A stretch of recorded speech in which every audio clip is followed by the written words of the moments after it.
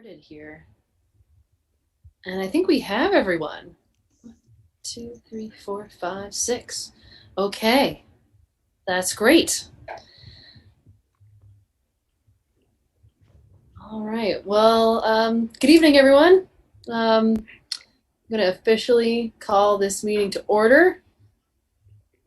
So the first item is to review and approve the agenda. I don't think I have any information about changing it. I know John had sent around information about the liquor licenses, but that is otherwise in the consent agenda. Any others have thoughts on the agenda? Additions? Oh, Bill, go ahead. One question. Alec Ellsworth had sent around some information about potential land purchase, and he will be available later in the meeting if you want to go into executive session to discuss that. Otherwise, the information that he sent is there. So we could add that on if that's something you'd like to do. One question I have about that is, is there a urgent reason to put it on for tonight? Like, is there a deadline or anything? I'm not aware that there is. I think it's just, it's real estate, so it's moving. So. Right. Okay. Thoughts about that, team? It would be okay with me to put it on our next meeting instead of tonight. Okay. Kind of busy tonight. Yeah, I was going to say, my anticipation is that this meeting is going to be kind of a long one, so I think that would also be my... Yeah, go ahead, Donna. Does it involve money in the coming year that we need to think about allocating within our context of our budget?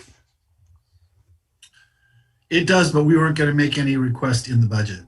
So it would be there was going to be discussion of money, but not with the change to the budget.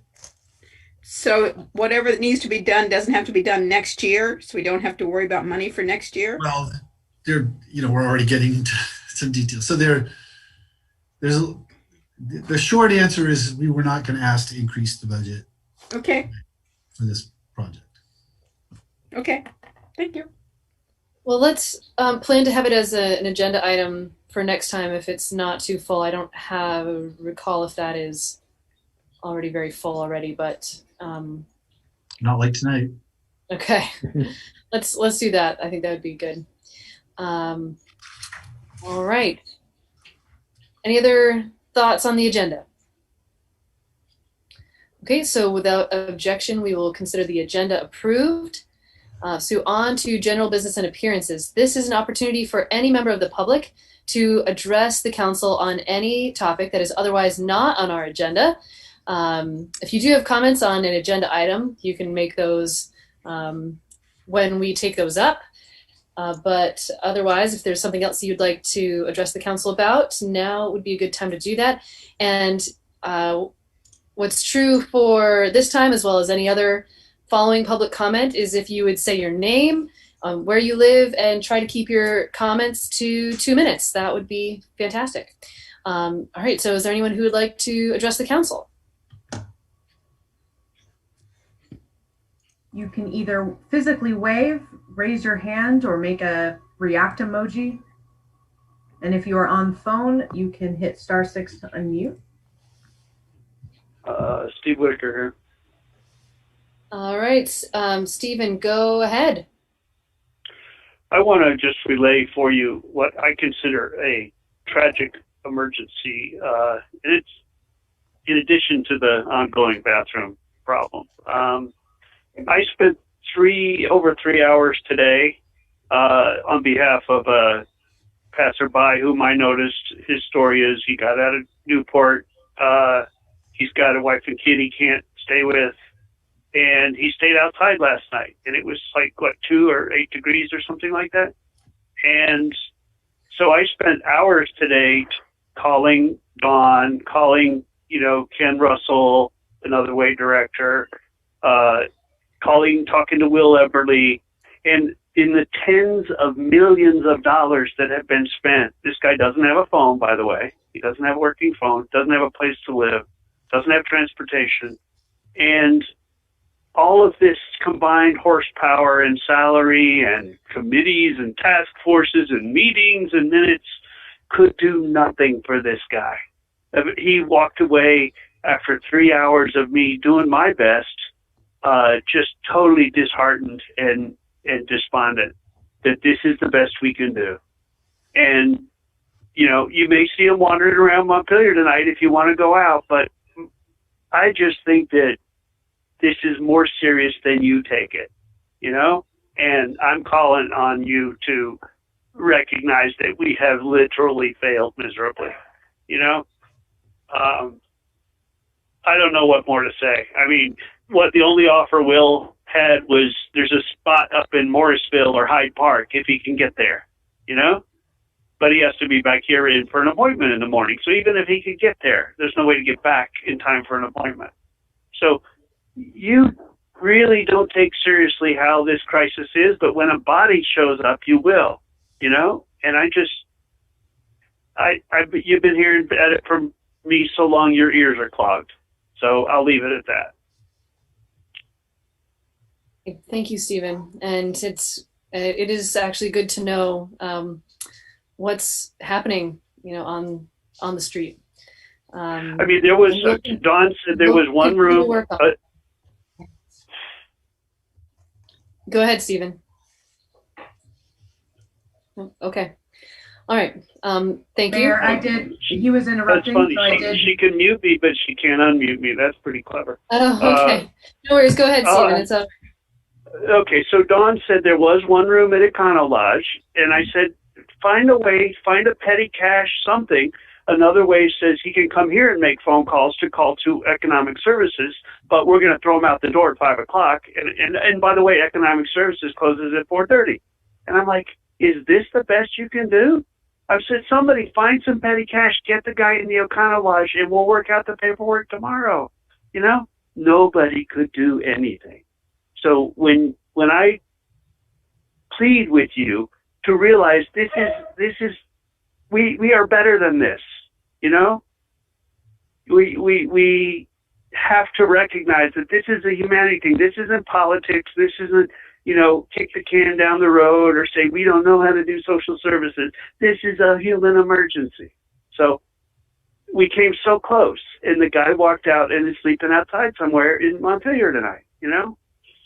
So I'm sorry, I took more than 2 minutes, but I'm pretty upset. Yeah, no, fair enough. Thank you, Stephen. Rick, I see you've got your hand up.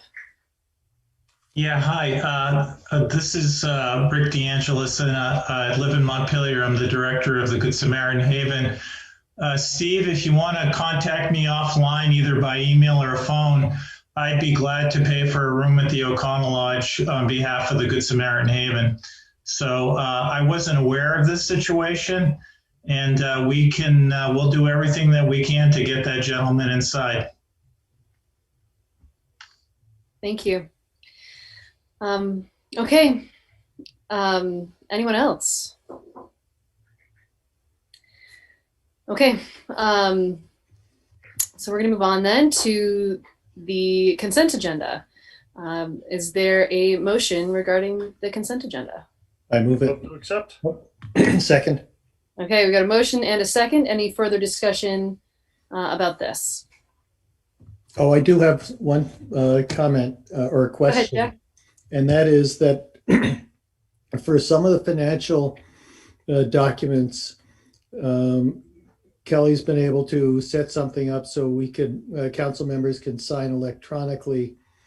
And I wonder if it's possible to do that same thing for the liquor licenses, or do those have to be signed on a physical piece of paper even during the state of emergency? No, I can't bring up videos. Sorry. I hope you all can hear me. Yep. At this point, there's nothing to be done about it. But the conversation is up. I'll push a little harder on that and see. But right now, it's got to be physical. Okay, thanks. Yeah, because in court we're not signing hand signing documents in court. Courts are accepting electronic signatures, and it seems crazy if the Liquor Control Commission doesn't. Yeah, it's a little scattershot. right now, but I'll lean on him. Thanks. Okay, thank you. All right, so there's been a motion and a second. Any further discussion on the consent agenda? Okay, all in favor, please say aye. Aye. And opposed? Okay, so the consent agenda passes, and we are going to move on to a series of appointments. So there are a few appointments to be made here, and the way we're going to move through this time is that I'd love to have any of the folks who are up for this appointment or for any of these appointments. That includes to the Transportation and Infrastructure Committee, to the Police Review Committee, or to the Housing Authority. If any of those candidates would introduce themselves and tell us about your interest in that committee, then we will go into executive session and come out with recommendations for appointments on all of those committees together. Having said that, I think it makes sense for us to go sort of orderly through them. So for the Transportation and Infrastructure Committee, are Kate McCann or Christian Mayer on the call? I don't necessarily see them, but it's possible that they're still here.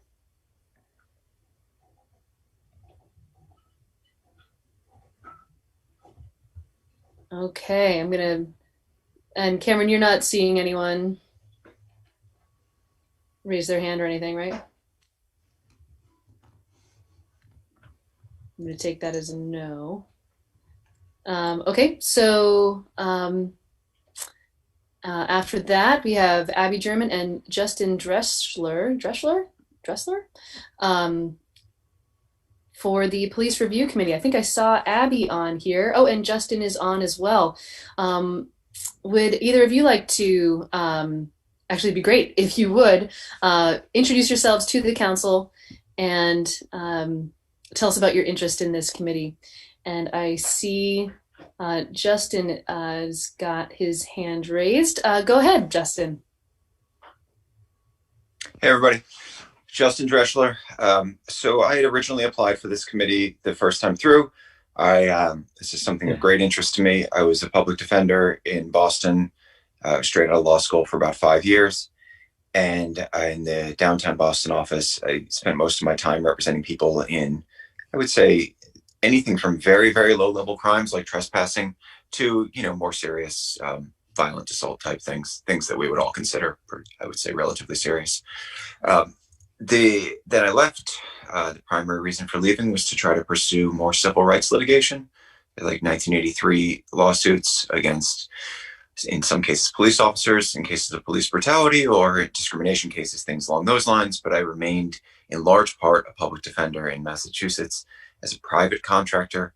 My family and I moved to Montpelier a few years ago. We love it here. I'm still working in Boston, but I'm trying to get more involved in the community, as I know now that this is going to be our long-term home. And that's it. Great, thank you. Any questions for Justin? Okay, and Abby, go ahead. Hello, Council. My name is Abby German. My pronouns are they, them, and I live in Montpelier, Vermont. I too applied for this position on the Police Review Committee back in the first round. And I was pretty disappointed to see that all of the people that were appointed were older and white, and it just seemed like a sort of monolithic representation of our town. As a queer person and as a younger person, I'm 24 years old, I think that both of those identities would really add to the diversity of the council. I've been working in food justice and housing justice for the past year and a half, and I hope to bring that perspective to the police review committee.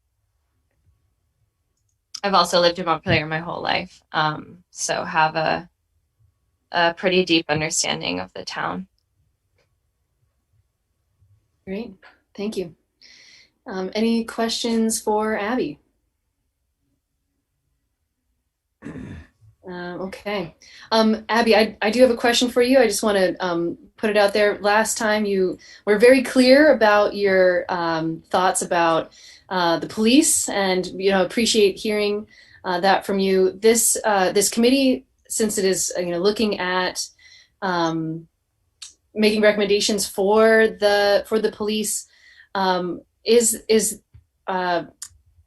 think one of the things that we hope for with this committee is that that people will be objective and be able to put aside any preconceived notions they may have to look at the data for this. And so not going to assume that any one conclusion is right or wrong at this point, but is that something you feel like you can do? Yeah, absolutely. I mean, my work is definitely informed by abolitionists that have come before me, but I am definitely able to look at data objectively without my personal opinion getting in the way of numbers. Okay. Great, thank you. I just wanted to check in about that. Just before we go into appointments. So thank you. Dan, go ahead. Yeah, not a question for either of the candidates, but overall, how many positions on the police review committee are we looking to fill tonight? And my memory, if memory serves me correctly, we had actually asked, I think, the police review committee to think about how many additional positions they wanted, and have we received any sort of response to that? So I did check in with the police review committee, and and both of these folks have been recommended by them, and adding to is within the parameters of our original numbers that we set out for this group. Okay. So does that help?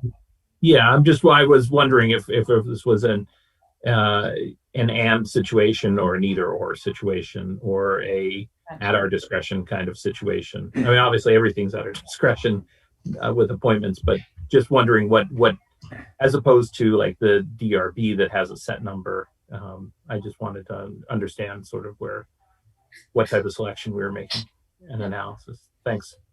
Yep. Jack, go ahead. Or as one of the members of the commission, I would say that as we were discussing it, we were not seeing this as a choice between one of these two candidates, that we would be comfortable with the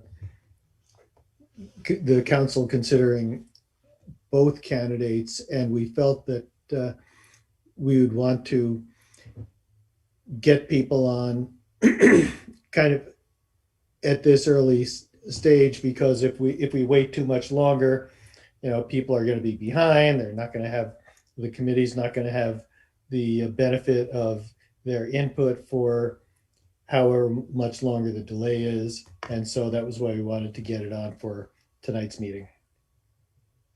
Great, thank you. Michael, go ahead. I just to follow up on what Jack said, and to answer very directly what Dan's question, I think I can say with some confidence for the committee that we see these as the last two recommendations for board, because as Jack pointed out, if we continue adding people, we won't really be able.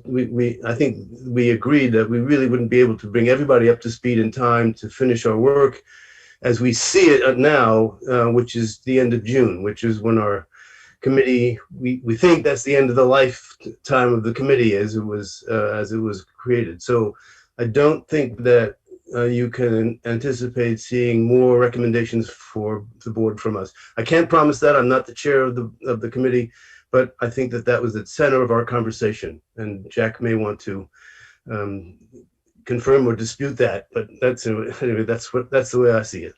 Thank you. I agree with that. And Lauren. Thank you. Lauren, go ahead. Yeah, I agree. Only thing I wanted to note as well, we have talked about, we have reached out to other community members that represent other perspectives and lived experiences that are not represented on the committee right now. And we've talked about potentially doing a more informal advisory council to bring in different perspectives in different ways, and are talking a lot about public outreach and engagement. So even though, this is the set of folks that at least the committee is recommending to council right now, just to be clear to folks that the goal and expectation is to engage a variety of people in different capacities and ways, and have had some good initial outreach in that vein. Great, thank you. That seemed really healthy. All right, so are there any other questions at this point? Comments? Okay, so the other appointment is to the Housing Authority, and Eric Schuthis, I apologize if I'm mispronouncing your name. Schultheis. Is Schultheis, thank you. Is Eric here? Okay, I do not see Eric. Okay, so from here, those are all the. Jack, go ahead. Pursuant to 1 VSA section 313A3, I move to go into executive session to consider the appointment of a public officer. Okay, we have a motion and a second. Any further discussion? Okay, all in favor, please say aye. Aye. Aye. Okay, so we, the council, are going to hop off of this call, but this line will stay open. So we will return to this shortly.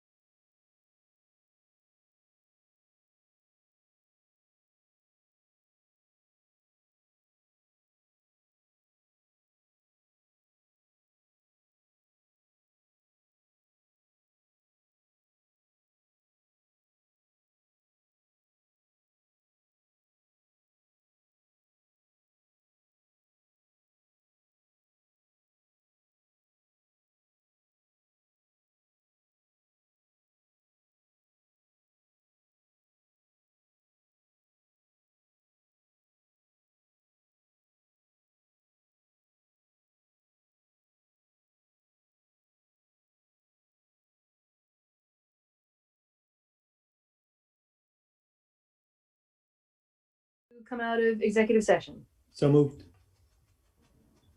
Is there a second? Second. Okay. Any further discussion? All in favor, please say aye. Aye. Aye. And opposed. Okay, so we are out of executive session. And is there a motion regarding appointments? Yes, there is. I'd like to make a motion that we appoint Kate McCann and Christian Mayer to the Transportation and Infrastructure Committee, that we appoint Abby German and Justin Dressler to the Police Review Committee, and that we appoint Eric Schulthis to the Housing Authority Committee. I'll second it.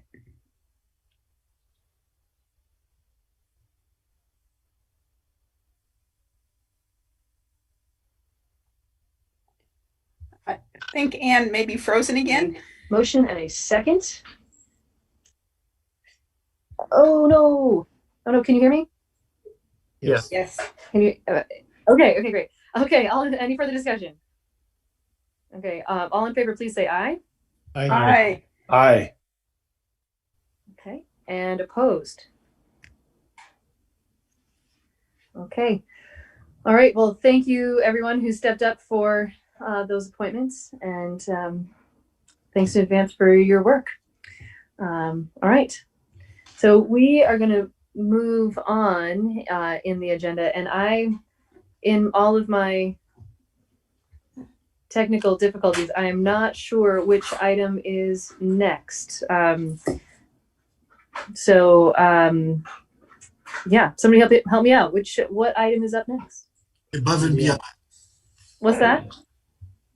The Above and Beyond Awards.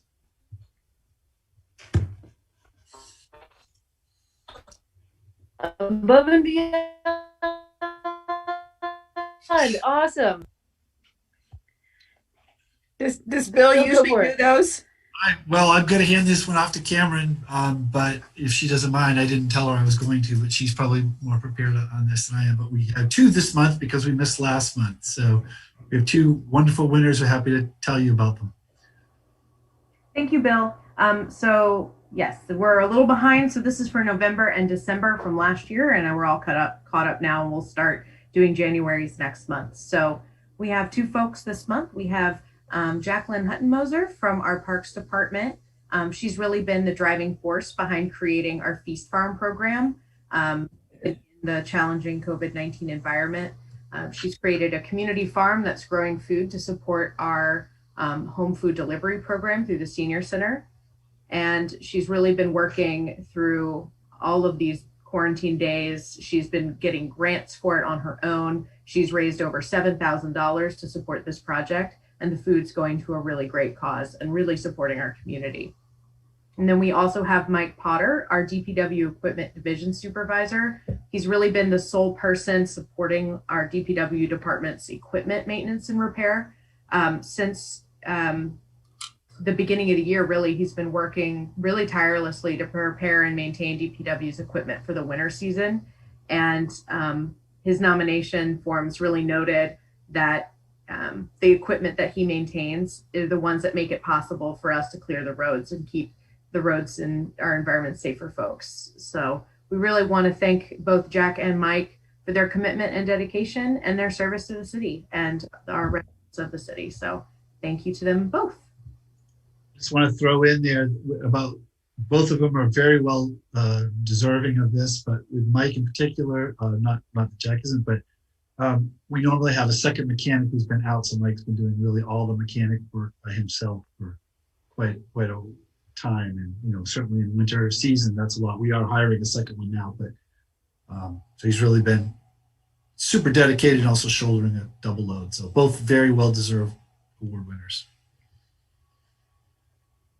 I would just like to apologize to Jacqueline and Mike that we can't make a big loud applause, but I hope they feel our appreciation. It's awesome. Well, we did use the emojis.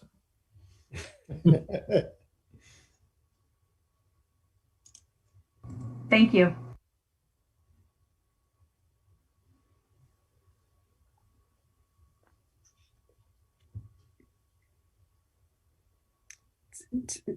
Anne, you want to go to the community fund? Yes, that'd be great. Also, Cameron, can you see who's here? There's Christine. please, I think there's quite a few folks here to present. It'd be helpful, Cameron, if you just call on them so you can see everybody.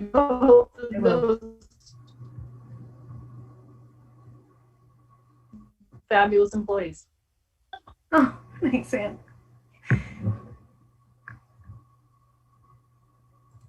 All right, I think Christine is here to speak. And Amy, are you all giving a presentation? So Judy and Christopher as well? Just Christine on behalf of all of us. Oh, okay, great. Thank you. Okay, well, I'll jump in.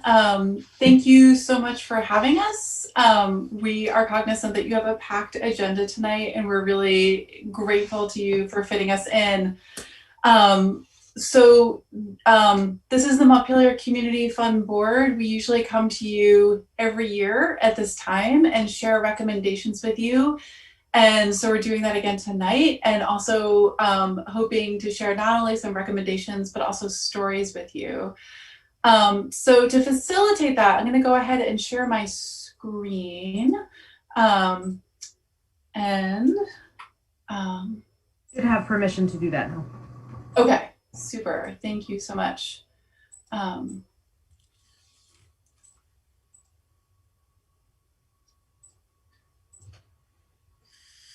Super. All right. So the Montpelier Community Fund, I want to introduce our other board members who are with us tonight. If you all can give a wave. So Amy Cunningham is here, Christopher Kaufman-Ilstrup, Michael Sherman, and Judy Sturmer. And so we are the 5-member board of the Montpelier Community Fund. Like I said, we want to present recommendations, but also create some context for you tonight and just do a little history review of, to just revisit who we are, why we're here, and what is this work that we are doing.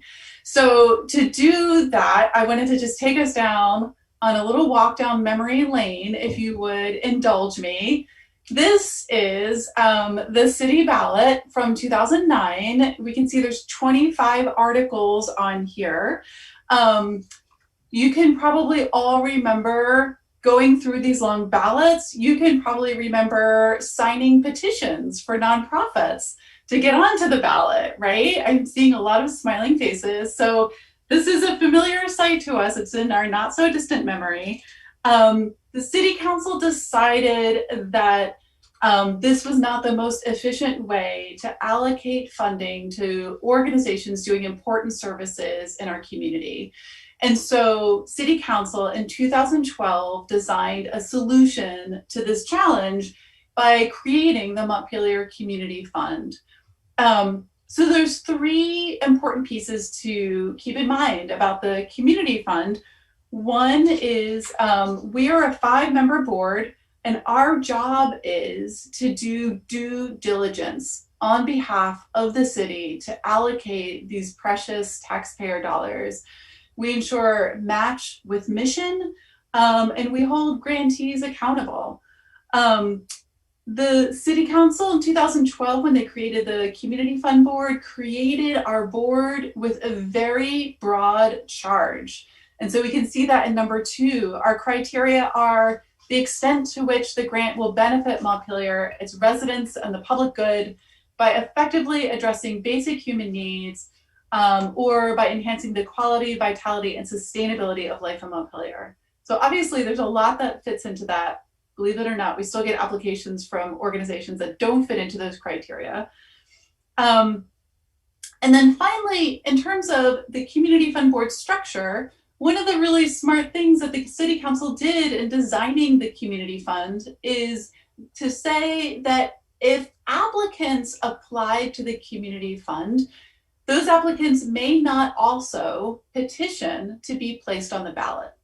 And that maneuver saves our ballots and our citizens from going through the dozens and dozens of applications that we see every year, and also ensures a level of accountability. So let's talk about briefly just our process for folks who might be a little bit less familiar with the Community Fund Board.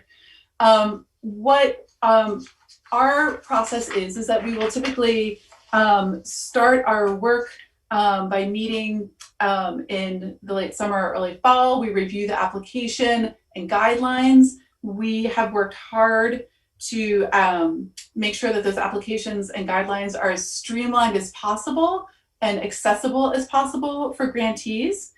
We have a page on the city website. I'm going to pause and give a shout out to Mary Smith for her incredible level of support this past year. Thank you so much, Mary.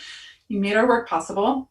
And then we release guidelines and applications and promote them like crazy. Hopefully you saw our social media posts, you saw our posts on Front Porch Forum, advertising the Community Fund Board to make sure that anybody who's providing important services in Montpelier knows about this as a source of funding. Every one of our 5 board members reads every application. Applications usually are 10 to 20 pages. And then we meet for about a half a day in December to make final recommendations. And then tonight is when we bring you that final slate of recommendations for you to vote up or down as a group. So that is our process. This year, our applications total $130,150. There are 34 grants in total. You have those grants as part of your city council packet. So you have our minutes with a list of all of the grant recommendations that are included in your packet. I just want to note that in comparison to past years, the percentage of human services grants is increasing. Last year, it was 35%. This year, it was 50%. I think the phone call about the dire circumstances of the gentleman who did not have shelter tonight in the beginning of the meeting helps to probably make that shift make sense for everybody. And then we can see arts and humanities, education, and environment also make up really important totals for this fund as well.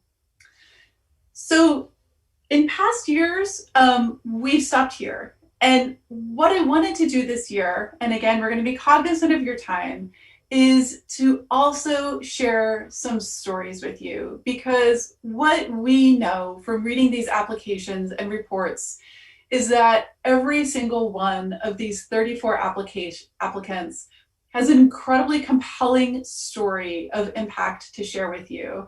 And you don't get to hear it. We get to hear it, but you don't. And we want to give you some highlights. I shouldn't even use the word highlights to suggest that some grants are better than other. We want to share some vignettes with you. So first of all, to do that, we're going to do a deep dive into that human services wedge of that pie, that 50%, with a little focus on food security.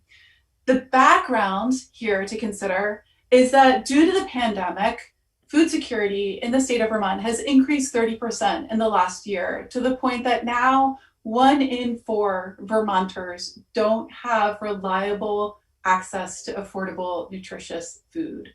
So food security is something that we as a community need to be cognizant of. And thankfully, we have some amazing organizations in the city that we are supporting through the Montpelier Community Fund who are working on this issue. So Community Harvest of Central Vermont. Maybe some of you have been out on gleans with this amazing group. I know my family has. This organization is a gleaning organization, and that means that they organize dozens and dozens of volunteers every year to harvest usable produce that is left over at local farms. They work with 40 local farms, and this is an organization that rose to the challenge of 2020 by almost doubling the amount of food that they harvested and then distributed in our community. So much food, it accounted for over 100,000 meals. I also really want to note that over 3,000 Montpelier residents ate that food. Over 3,000, almost, I mean, we're a community of 7,400 people, almost half of our community benefited from gleaned food from the community harvest of Central Vermont that the Montpelier Community Fund Board helped to support. Another food security organization is Just Basics. And probably most people are familiar with Just Basics. It's our food shelf in Trinity Methodist Church. For years, this is a food shelf that had about 200 people a month coming in. And then 2 years ago, prior to COVID, their visits started increasing exponentially. They went up to 600 people per month coming in prior to COVID. And COVID has increased the number of people they are serving by 17%. Again, this is another organization that has shifted and been rising to the challenge of COVID. They're providing online ordering to help people stay safe during the pandemic, since they can't offer a sort of grocery shopping experience. And again, another organization with incredible community support in the form of 60 people who volunteer to keep that food shelf going. So, as important as it is to feed our bellies, it's also incredibly important to feed our heart and soul through the arts and humanities, and especially now than more so than ever during this time of national challenges. One of the organizations that does that is the Vermont Humanities Council. The Humanities Council seeks to engage all Vermonters in a world of ideas, foster a culture of thoughtfulness, and inspire a lifelong love of reading and learning. I had to read their mission out loud because, I think that there has not been a time ever before where the need for that sort of work has been more apparent. So the Humanities Council presents hundreds and hundreds of events every year, most of which are free. What the Community Fund specifically supports are the First Wednesdays lecture series. And so these are free lectures. They formerly happened at Kellogg Hubbard. Now, because of COVID, they're happening on Zoom, which is amazing because now you can go to the Vermont Humanities website and you can go to any one of their First Wednesdays series around the whole state. So there's 80 happening this year on incredible topics: women's suffrage, Duke Ellington, poetry, the storytelling of the Nulhegan Abenakis. So, this is the sort of content that we need right now to keep our minds and our souls healthy, as well as our bodies during COVID. And this is part of what we are hoping to support. Another arts organization is the T.W. Wood Art Gallery. Now, again, this is a well-known organization in town, but I want to pause just to note and have us fully appreciate how incredible it is that in a town of our size, that we have a community arts organization with a large permanent collection of incredibly important artwork from the first part of the century, as well as galleries for new contemporary artwork.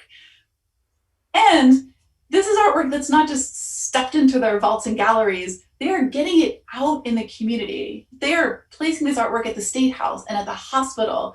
They're encouraging people to interact with their artwork everywhere, just the way that T.W. Wood is inviting people to interact with them through classes and camps and poetry readings, with an incredible commitment to making their programming accessible to everyone. They have a really strong emphasis on scholarships to make sure that if you want to send your kid to art camp, if you want to send your kid to their after-school programs, you can do it, regardless. So let's move on and think a little bit as well about the importance in our community of also making sure that every Montpelierite is able to access this community that we all know and love and be a part of it. One of the organizations that does that is the Central Vermont Council on Aging. This is an organization I confess I did not know a lot about before I became involved with the Montpelier Community Fund Board. They served a whopping 362 Montpelier residents this past year with a whole suite of services, some of which you see here. They're ensuring that people get meals. They're ensuring that people can access Medicare. And again, this is an organization that has shifted in a remarkably flexible way in response to COVID. We all feel, I will speak for myself, and guess that others feel the same way, isolated as a result of our lack of ability to connect to others. Central Vermont Council on Aging understands that our elders are especially vulnerable to feeling isolated. So they have recruited and trained an entire suite of volunteers whose job it is to call and check in on our seniors, to check in and say, what do you need? What can I offer you? They even have a full-time staff person now who helps seniors access technology to participate in online events. And if that is not responsive to COVID, I don't know what is. One more organization that we want to share with you, and that is the Vermont Center for Independent Living. The Vermont Center for Independent Living describes themselves as people with disabilities working together for dignity, independence, and civil rights. This is an organization that makes it possible for people with disabilities to fully engage in our community. They are offering support by peers with disabilities, offering support to peers with disabilities to more fully engage in life in the community. They are offering modifications to your home if you need a wheelchair ramp suddenly. They're ensuring that Meals on Wheels gets to people with disabilities as well as to our seniors. They even offer technical assistance to business owners. So our beloved downtown retailers could call the Vermont Center for Independent Living and get help on figuring out how to make their businesses more accessible to people with disabilities. So this is just a small selection of the 34 organizations that we are putting forth to you as part of a slate tonight of grantees from the Montpelier Community Fund Board. And we are grateful for your time on the agenda tonight and grateful for you being willing to take a little tour of grantees with us. And we just want to leave the door open and say that we would be so open to engaging in further conversation with the City Council about how to focus this incredibly important taxpayer monies on the services that we need in the city, or about the processes that the city uses to fund important services in our community. So leave it there and turn it back over to you for questions and discussion. Great, thank you. If you wouldn't mind unsharing your screen, then yes, that will allow me to see everyone. Awesome. Great, thank you. That was so heartening and delightful. We know we have a lot of fantastic organizations that we know are funded through the community fund, but it really is delightful to hear those, like how it's at least a few examples anyway of how that money is actually being spent. Makes me really proud of of this fund and all of your work. It's so grateful for the time that you all spend going through those applications and vetting them and making sure that people in Montpelier are spending their tax dollars not just wisely, but to help our own community effectively. So that is really wonderful. Other comments or questions? Dan, go ahead. Sure. Yeah, I want to echo this, and I just want to say, I mean, I've been on a lot of nonprofit boards, and this is one of the best presentations I think I've ever seen. And that's really, we're lucky to have a dedicated group of people, Christine that you lead, and Amy and Judy and Christopher and Michael. We're really lucky to have that because I think you do a lot of the important work of making sure that, you know, it isn't a race to the ballot like it was before, and who can get the necessary signatures and just sort of put on what you know was either on before people were used to voting for, or what may come off as sort of popular, but what's really needed. And I really appreciate the work and thoughtfulness you guys have put into this. And like I said, I mean, it's really heartening to hear these stories. It's also somewhat depressing to hear, you know, some of the rise of food insecurity and human services that are you're addressing and picking up. So I mean, the only question I have is really, you know, as you've seen in these past 2 years where there's been this growth and this shift from, you know, human services to eating, you know, going from 35% to 50%, do you see that increasing over the next couple of years? And is this something that we should be thinking about and preparing for as a city in addressing? I'll jump in, but I also, you know, certainly turn to all my colleagues on the board to add their thoughts as well. And, you know, I mean, you know, as you know, my answer is going to be informed both by my experience with the Montpelier Community Fund Board, but also my work as a philanthropic advisor. I literally spent time on the phone today or on Zooms with 5 different food shelves across the state. So I think that, yes, the demand is absolutely going to increase. I think that the only reason that organizations are not asking for more money right now is that there's been this tradition of very, very small grants. And so that's where the expectations are set. If there was more funding available, there are organizations that could use it really well tomorrow. So, you know, in general, both in Montpelier as well as, you know, across the state, I think that we're going to see needs increasing for years to come. I mean, it took 10 years for us, you know, after the Great Recession, for us to fully recover the jobs in the economy that we had pre-Great Recession. And the same thing's going to exist, except, you know, the federal funding that has kept us afloat is not going to last for 10 years, right? So at some point, the federal funding is going to go away. It's going to be up to us as community members to fully support the services that are so critical for our neighbors. So I'm sorry, that was a long-winded answer, but the answer is definitely yes. And I certainly yield to any of my colleagues who want to share thoughts as well.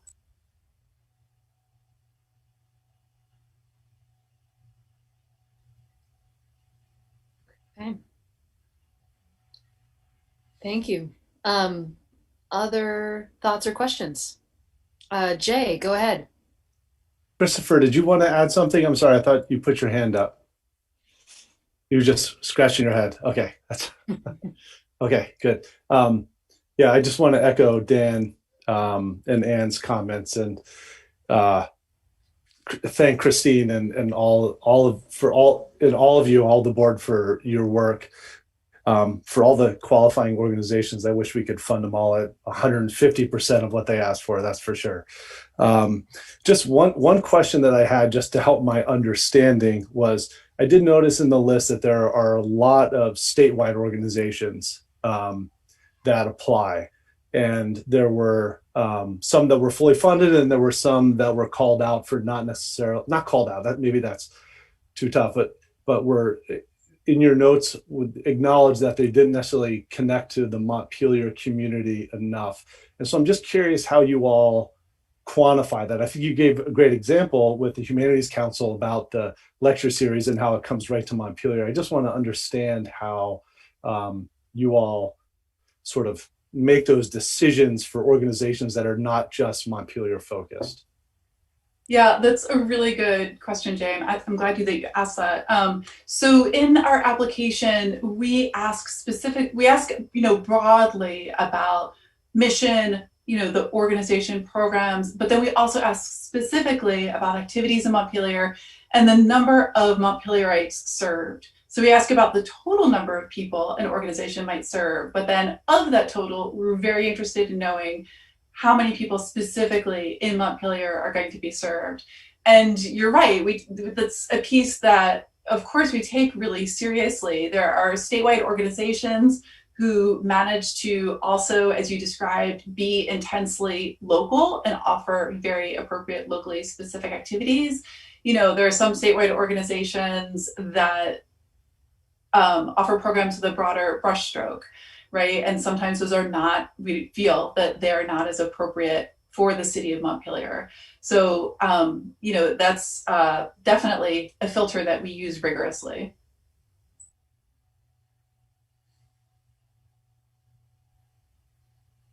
Michael has his hand up. Yeah, Michael, go ahead. I just wanted to add that one of the other questions that we have on the application is the extent to which any one organization interacts and works with and cooperates with other organizations doing similar work, which allows us really to assess sort of their understanding of where they fit in the community and in this community of organizations that are providing services, and that is one of the things we do consider. And try to incorporate into our thinking and award making. Great, thank you. Any other comments or questions? Okay. Well, so again, thank you for that presentation. That was very helpful. I do have one further question. Is the timeline that you all are working on now, does that work for you all? That is a really good question. I will say, honestly, the timeline is really awkward. And here's why. I'm not sure that there's anything to be done about it, though, truly, because we have applicants who are putting their applications together, let's say in October for a November deadline. So let's look at this past year. They're putting an application in November of 2020, and then they will hear about recommendations. They'll wait until town meeting day to find out whether or not the budget passed and they're funded. And then in July, August, they will be funded. So, they're going from November to July. I'm sorry, July? Beginning of the fiscal year. July. Yeah, July. No, okay. That's right. Yeah. Yeah. So it's an extremely prolonged period. I'm not sure there's anything that we can do about that. Anyway, in response to your question, the timing is awkward, and we actually just recommitted as a board to putting together materials and a list of FAQs as to explain that timeline to grantees and make the process a little bit less mysterious for them. I don't think that there's much that we can do to address it, but we'll just help to, hopefully we'll make the process a little bit easier as we keep working to streamline things. The other point, if I may, Mayor, is that— Go ahead, Donna. They're giving a report on data of the completed year. They're in the middle of 1 year, and they won't get paid. Actually, the checks don't come until August. So it's a very strange timeline. And I don't know what you do with it, but it's very strange. Yeah.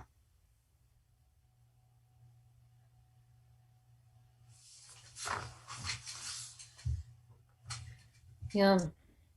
Any other comments or questions? Okay. I'm afraid I'm getting a little glitchy here, so I apologize. Can you hear me okay? Yes. Yes, okay, sorry. Okay, well, thank you. Thank you again. And I don't think we need to approve this separately. Am I correct about that?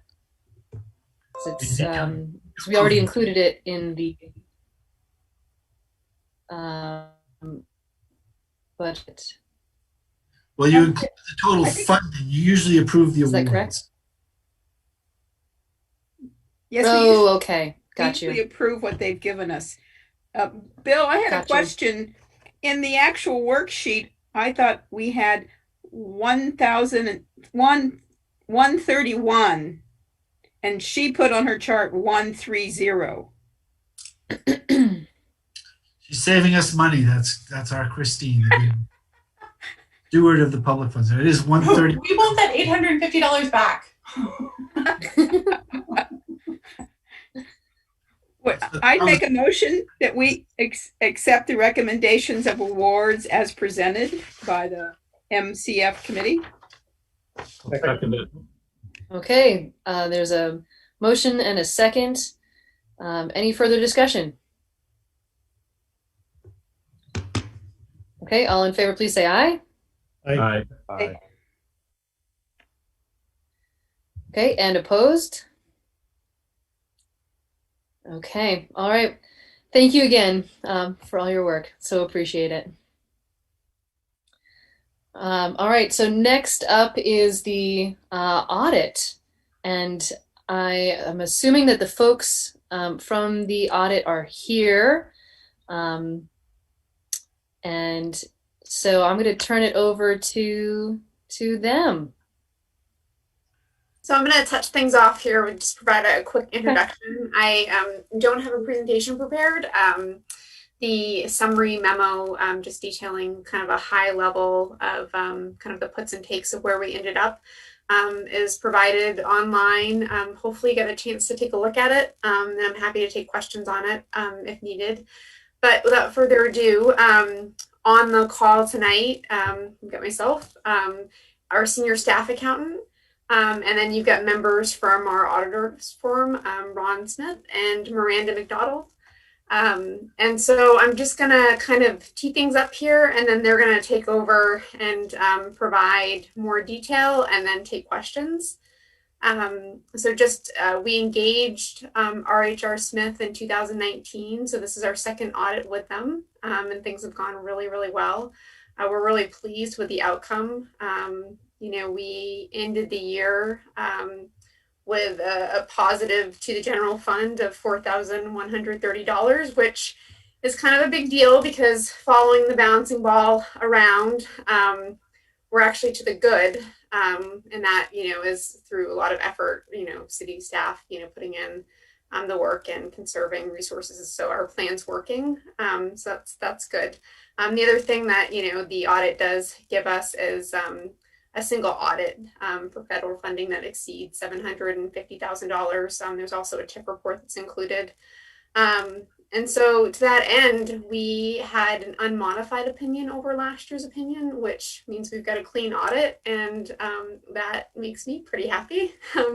So happy to share that. And then moving on just to kind of the discussion for tonight, and we'll have Ron and Miranda, you know, touch off here, but what I want to kind of review is just sort of some of the results within the funds, government proprietary, our net position in some of our proprietary funds, because, well, you know, it's good news in 20 that we're coming in where we are. We do have some work to do, and I just really want to underscore that so that then we can kind of get the ball rolling. And then, you know, we also want to really highlight the impacts of our infrastructure upgrades and what that's doing to our proprietary funds. So we are currently working with Public Works to get the utility budgets together, and those will be coming forward in February.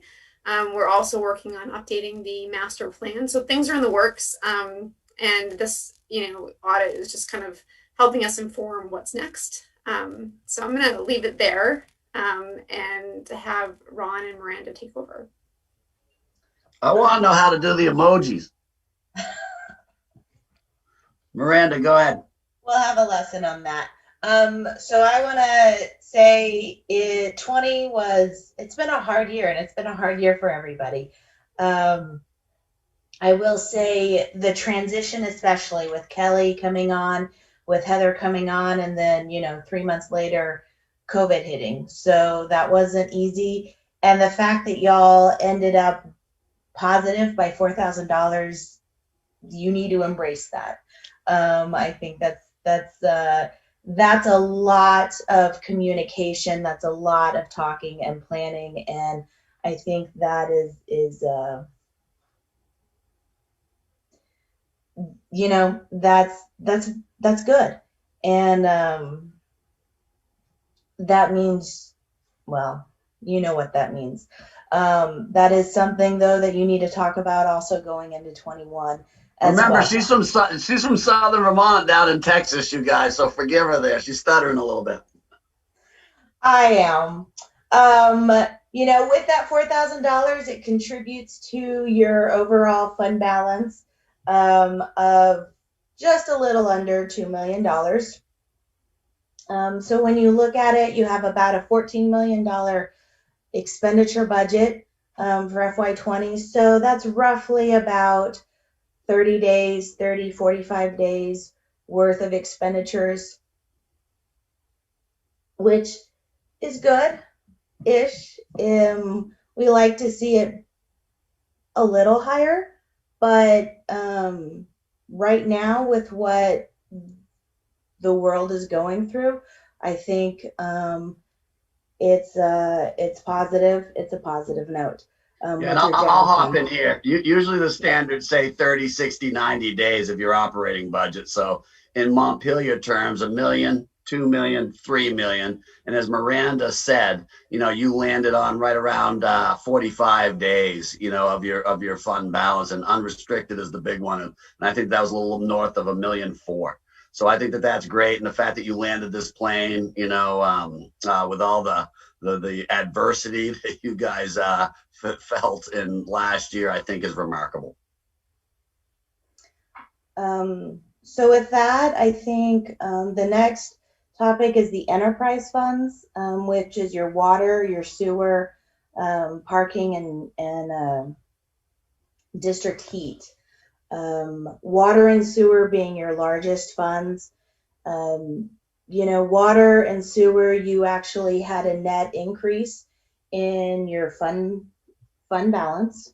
So you did put money into that. But I do think a large part of that was you delayed projects. You know, you didn't know what was happening in the world. And I think a lot of that was delayed projects going into the last 3 months of the fiscal year. Parking and district heat both had you overexpended, so you had a decrease in that position with that. So that is something that probably should be looked at.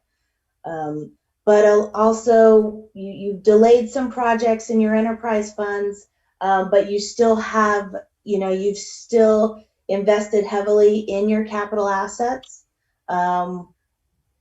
You also have debt in your capital asset, or debt associated with some of those capital assets in your enterprise funds.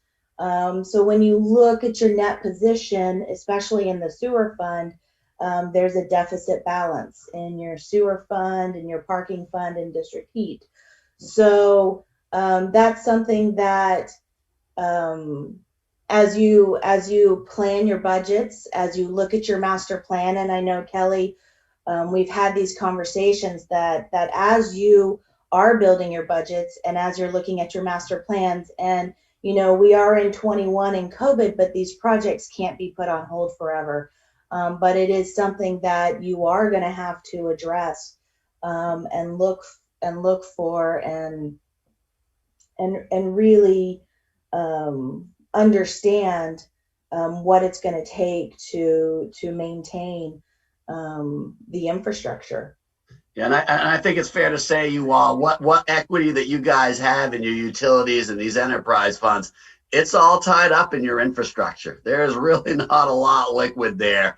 And I think you're going to face some big challenges in the very near future, you know, with all the projects that you got going on, all the delays that you had, all the future forthcoming projects, reviewing this master plan that you have.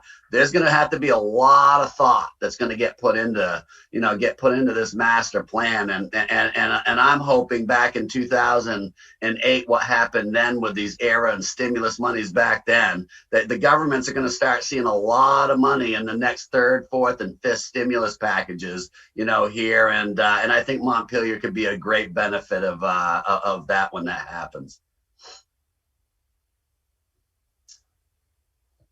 I wanted to ask Miranda a question. Yeah, go ahead. You labeled the page differently, but your numbers match the ones on statement B, where you have those water, sewer, parking, and district heat. What did you call this? As you were talking, you called it something else. This is the enterprise funds. Enterprise fund. Okay. Yeah, statement G. Yep. Well, this is actually statement B that I'm looking at. So I should be. Statement B is a consolidation of all operating. But if you go further into the document, okay. Statement C is your fund financials. So when I looked at the general fund, that's usually what I look at is statement C. That's going to show what the fund balance, the 1.8 or 1.9 million. And then if you go further down into statement E. Yes. And then statement G is what I was looking at for the proprietary funds, but they're enterprise funds. Okay. Thank you. It helps me to correlate the documents with you. Yes. Sorry about that. Are there any other questions?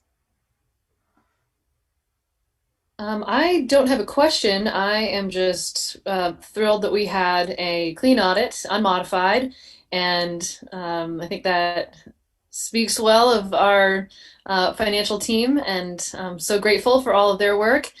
I also just think it's worth saying out loud that we certainly hear you on the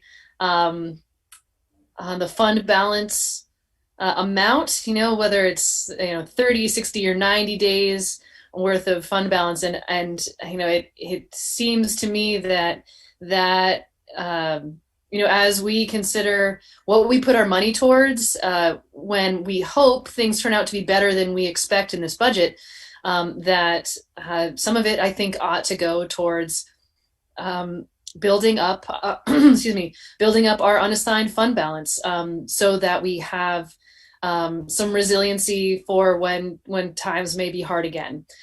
So that's your point is well taken. Other thoughts or comments, questions? Bill.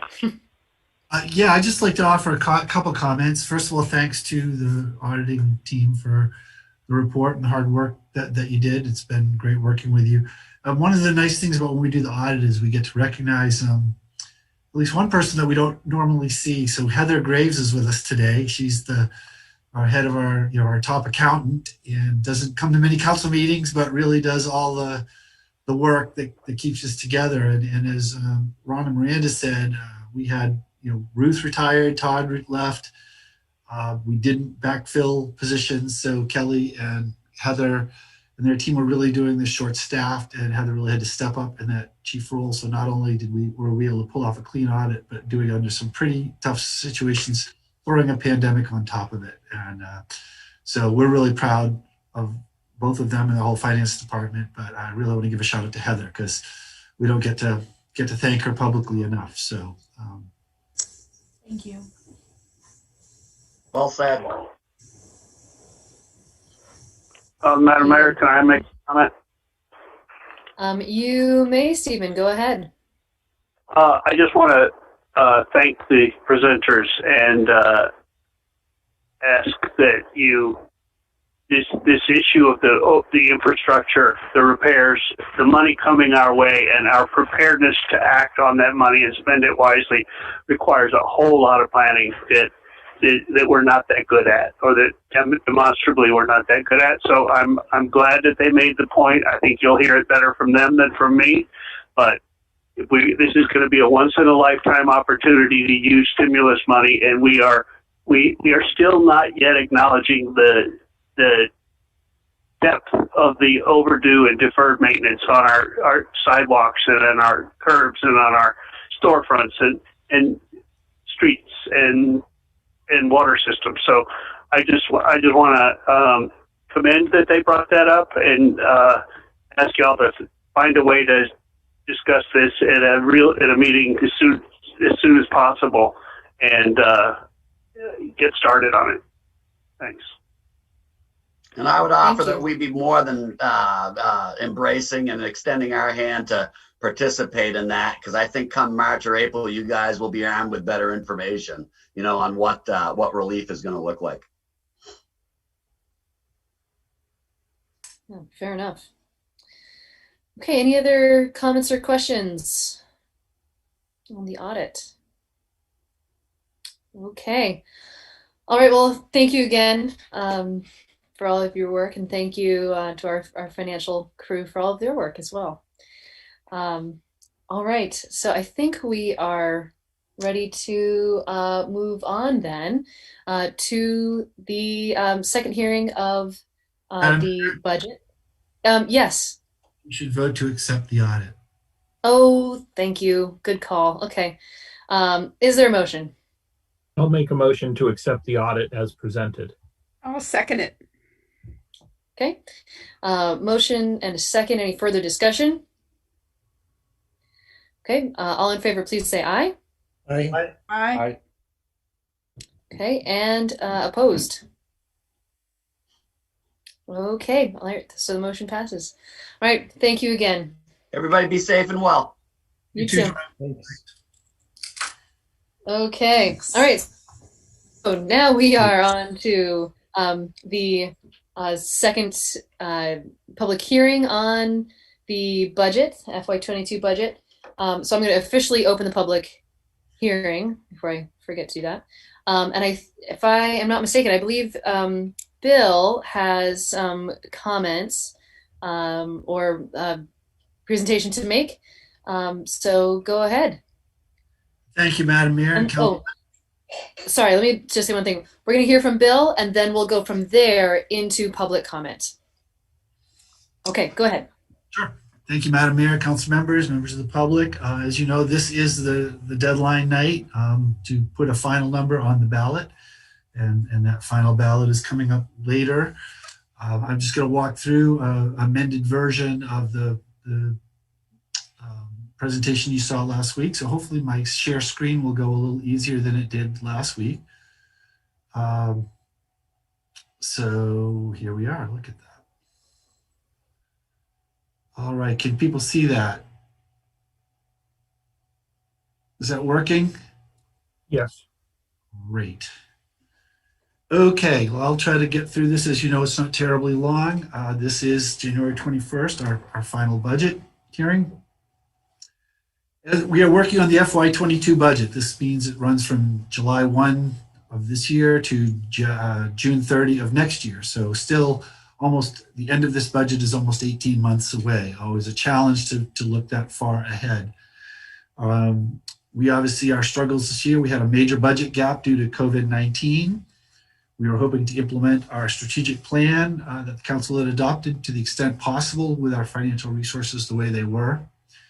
We made collectively the policy decision to base this on a one-year COVID-19 horizon, making the assumption that with a vaccine and other things that by the time we are doing this budget next year, we should be in a different situation. We also did this with the recognition that residents and businesses were hurt by COVID-19, not just the municipal government, and that they're facing their own financial stresses. The strategic plan priorities that we tried to incorporate in, and we did put a summary in the initial budget book of how we thought we met at least some of these priorities, were community prosperity, COVID-19 response, environmental stewardship, more housing, responsive and responsible government, and sustainable infrastructure. Later on tonight, assuming we make it, you will be getting the second quarter update on the strategic plan and how we're doing in those specific areas. So we started with a pretty large gap in revenue. Our general fund was projected to be down about $520,000. This was through a combination of all sorts of general revenues that we receive. And our parking fund in particular is going to be down another $525,000. And the question I was going to ask, isn't the parking fund an independent fund? And it is, but several activities, police, finance, DPW, many others are funded by the parking fund because of the work is related. And normally portions of their budget are shown in the parking budget. And because those revenues had dried up, some of those funds, over $500,000 of those funds, appeared in the general fund, helping to create an even bigger budget gap of about $1 million. In addition, we had, as fate would have it, in a COVID year and a revenue bad year, we had the rare once every 12 years, 27th pay period, which basically built in close to 4% on top of all of our personnel costs with 1/27th more of the year. So that added funds, plus we have steps and other costs of personnel. We recognized we'd been underfunding legal and needed to set something aside for that. And we are, as you know, we're about to embark on a reappraisal, and which costs in the neighborhood of $260,000. And we're going to start putting money in reserve for the next one in another 10 years, because that's actually what the state gives us money for. So all of that was about $400,000, making a total combined budget gap when we started working on this budget of $1.44 million. Obviously, we've had some budget challenges in the past, but never anything like this. So in order to try to close that gap, we left 6 positions vacant throughout the budget. 1 police officer, 1 finance position, 2 rec positions, and 2 DPW positions. We also scaled back on our capital equipment plan, and realizing what a difficult decision that is based on the conversation we just had. We reduced some of our external community funding. And again, we just heard the report from the community fund, and we heard a report earlier of homeless issues. So clearly those are areas that need funding. Cut back at operations funding, and we have 1 less ballot item this year. At least we did. Tonight we'll know for sure, I guess. So those were where we managed to cut about $1.2 million from the budget to try to close that gap. So what's in the budget that we can talk about? The current budget has less than a cent property tax increase, lower than a percent, just a little over 0.5% increase, 0.6%. We did include funding from Montpelier Alive. We've included funding for the equity project that the Social and Equity Justice Committee is working on. We included some operating funds for MEAC, the Energy Committee. The social worker for the police department, is still in the budget. The library ballot item is in there.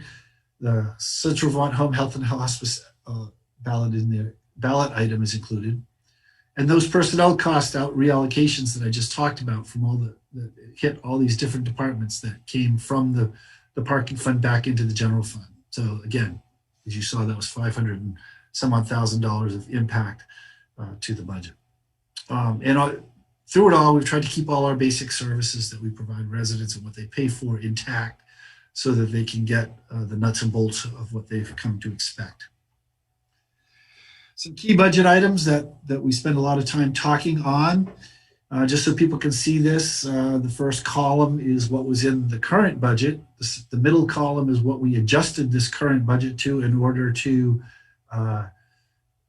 address the needs of the COVID crisis. And then the third column is what we're proposing in the budget for FY22. So the community fund, we've kept flat throughout this at 131. The housing trust fund, we originally had 110,000 in the budget.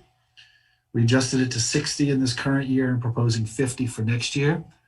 The Montpelier Development Corporation had 100,000 in, which was adjusted to 75,000, and we are proposing no funding for that in this coming year.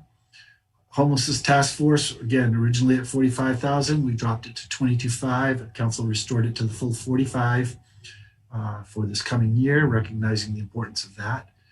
Public Arts Fund was dropped, again, originally appropriated at 20, dropped to 10 in the current year, and reduced to 0 for this future year.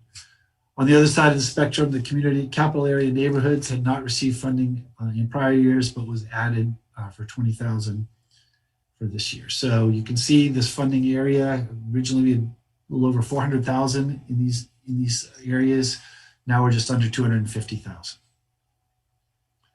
So one of the questions we've been asked a lot and has come up a lot is the police budget up 10.4%?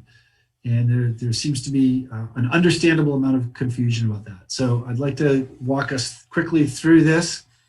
This is our budget in the general fund. So you can see the changes over the years.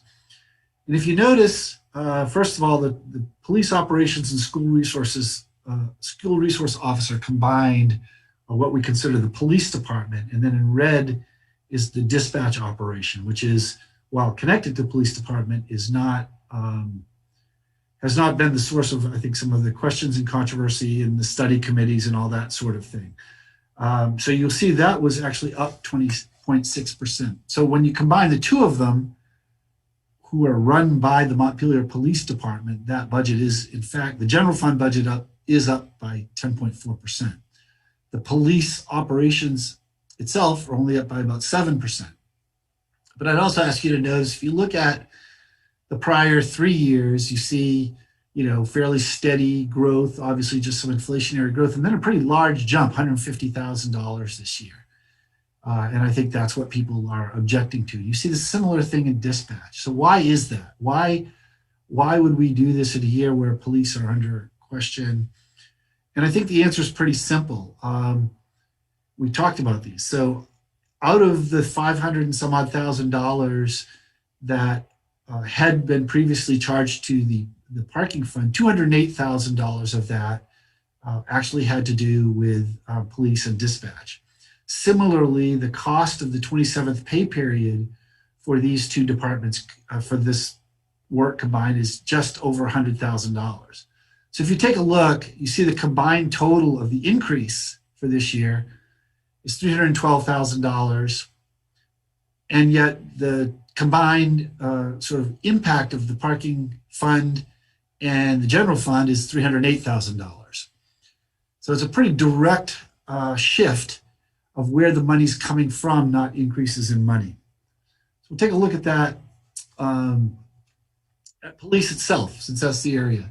So again, we take a look at the police department combined, and we take out that 27th pay period, and then now we're at a sort of a more serviceable 3.4% increase, which is not that out of line with departments that we've seen in the years past. But again, $123,000 in that budget has come over from the parking fund. So if you actually netted that out, which is a kind of a simplistic way of putting it, but technically we're actually at a lower budget than we were last year for the police department. Now, I'm not going to make that claim, but I think it's important to look that this 200 some odd thousand dollars has of the 27th pay period in the personnel plan have sort of offset $153,000 budget increase. So at the very least, the budget is even, and compared to 21, it's possibly down a little bit. And how do I say that? How does, Dan, can I just finish and then I'll go ahead. Go ahead.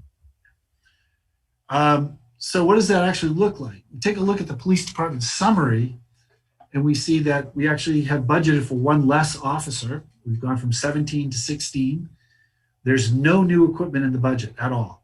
Typically, the police department gets a new cruiser. They get things like more body shields, more various police type equipment things, maybe radios, those types of things. Nothing. There's zero in the budget for police operations. The only equipment budget for the police department is a dispatch console that's been budgeted but not purchased.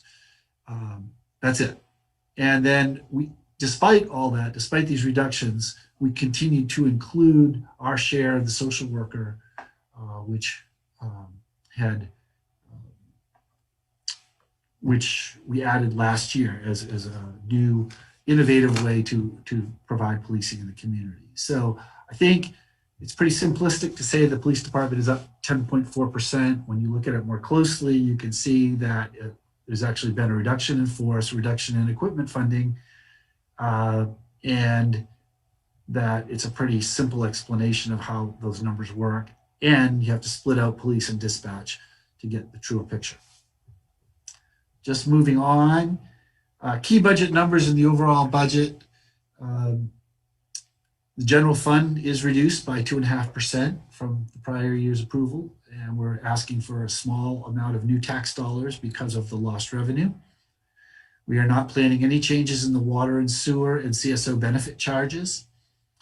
For the average home, for the municipal taxes, they'll see about a $16 tax increase.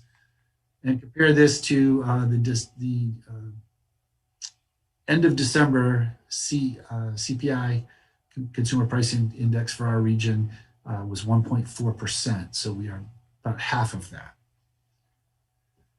We did do a survey. We asked questions. I went through this last week, so I'll do this much more quickly. But we got 320 responses. 96% of them were from city residents.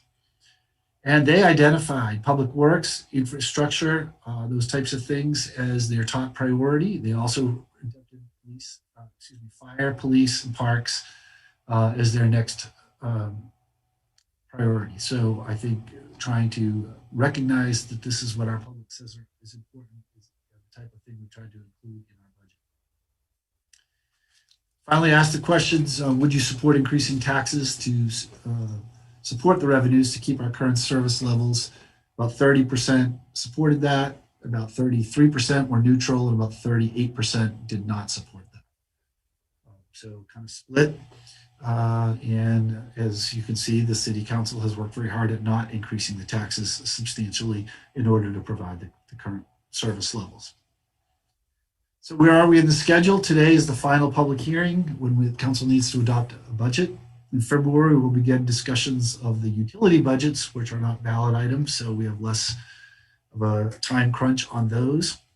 And town meeting voting is on March 2nd, 7 a.m. to 7 p.m. Early voting will start in mid-February, and I'm sure the city clerk will talk about this later, but it certainly looks like there will be mail-in voting and remote voting. So that's where we're at with the budget. I'm happy to answer any questions now. And if you want, I can leave this up or try to go back to slides. Otherwise, I'll just answer questions. Thanks, Bill. It's easier for me anyway to call on folks if you can stop sharing your screen so that I can happy to do that. See everybody. And if we need to go back, that is okay. So I did see a hand from Dan. To any member of the public who'd like to make a comment, now is an okay time. You can raise your hand or just wave at us or something, and we'll call on you in a minute. But Dan, go ahead. Thanks. I just wanted to make sure I understood with the police numbers, Bill. You're really citing to two sources. One of which seems to be an increase because of the 27th pay period. So there's a chunk of money that just because of the quirk of the calendar gets added for payroll purposes. That's throughout the entire budget. That's right. And that's every city employee that's on a salary, right? And then the other, it seems to be the fact that we're moving some of the funding from the parking fund over to the general fund. So it's not that the funding's increasing, it's just that rise represents the increase that comes out of the general fund because we're shifting from funding sources. Is that? That's exactly right. The way it worked, and actually this going through this was a good exercise thing for Kelly and I, because we'll probably change the way we do this in the future. But we actually budgeted the expenses into the funds that they're charged from. So say a police officer was 90% general fund and 10% parking fund. 90% of their pay would be in the general fund budget and 10% would show in the parking fund. I think perhaps a better way to do it, put the 100% in the police budget with the revenue being transferred from the parking fund to the general fund to offset it. I think that's probably a clearer, more transparent way of doing that. But it isn't the way we've done it since before I got here. And so what happened is then that $200,000 of police and dispatch money, expenses that had been being in the parking fund are now moving into the general fund. And to be clear, that also happens in public works because a lot of the maintenance of the parking structures, not structures, but lots, all those kind of things is also picked up by public works. Finance has a huge amount of that because of, processing parking tickets and all those kind of things. Clerk. So, like we said at the beginning, it was about 500 some odd thousand that came from the parking fund into the general fund this year. And about 200,000 of that was in police and dispatch. Well, that's actually anticipating one of my other questions. Are there other funds where we're seeing that same sort of percentage rise, in part because they came out of the parking fund and now have to go into the general fund? Yeah, it's scattered throughout the budget. Police and finance police, public works and finance are the biggest ones. But then there's, other things. And we did recognize that shortfall at the beginning, as I think we gave you the heads up on that way back in November, that was going to be one of the major impacts on the general fund budget, is making up for this transfer. So, some of it was already accommodated through in the whole thing. And as was with police. But that said, if you look at the general fund budget, police and dispatch just this year to next year, they are up 10%, but the budgets themselves aren't. It's just where they're being paid from. Right. So it's more reflective of their funding sources than any additional dollars on the table, apart from the payroll quirk that's true of every part of the city. Correct.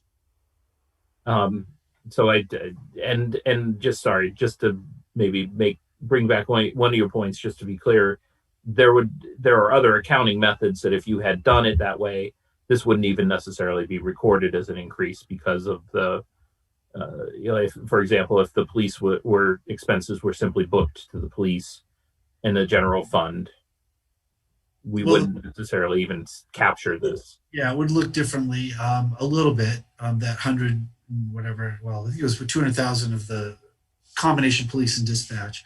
Mm-hmm. Obviously, the extra pay period would show up all the way through. Okay, thank you. Great, thanks. All right, I see a hand from Sarah Parker Givens, and then Lauren. Go ahead. Hi. Oh, and then, sorry, and then we'll also hear from Abby after Lauren. Okay, sorry, thank you. Go ahead, Sarah. Hi, my name's Sarah Parker Givens, and I live on Terrace Street in Montpelier.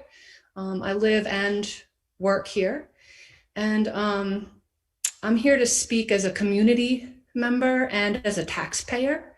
I think it puts it mildly to say that I'm disappointed in the proposed budget. I was looking at page 14, and if you look at these figures, 3 million for police dispatch, and even if you separate dispatch, you're looking at like just over 2 million for police. It's the largest number in this budget. And then you go down to community, which is at just over 500,000.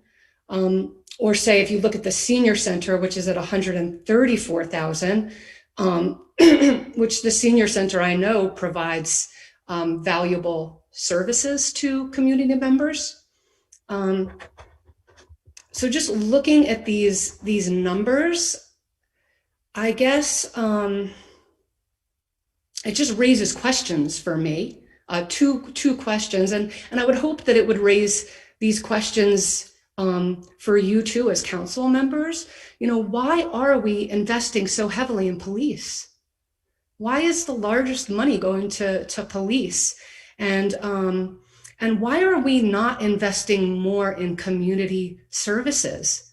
like affordable housing, like food security, making sure people can eat, making sure people have a roof over their head, education, human services. So I would respectfully ask you to not approve this budget. Thank you. Okay, thank you. Lauren, and then Abby, and then Konstantinos. Yeah, I just, I can comment more later, but just on this point, I know that a couple kind of concerns last time had been raised, and it might be in the vein of Sarah's comment as well.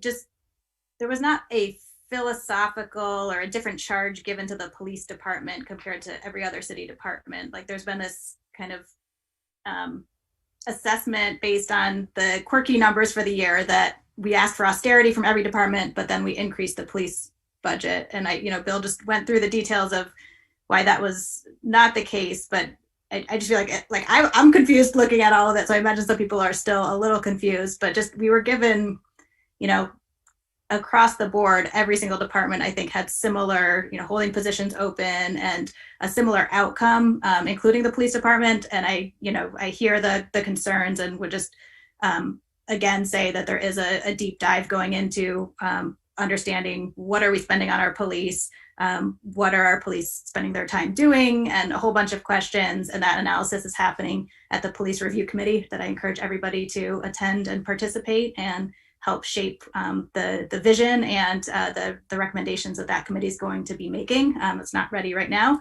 but that is happening. So I hope people will get engaged in that, and happy to share the details of how people can do that. I'll weigh in more later. Thanks. Thank you. Abby, go ahead.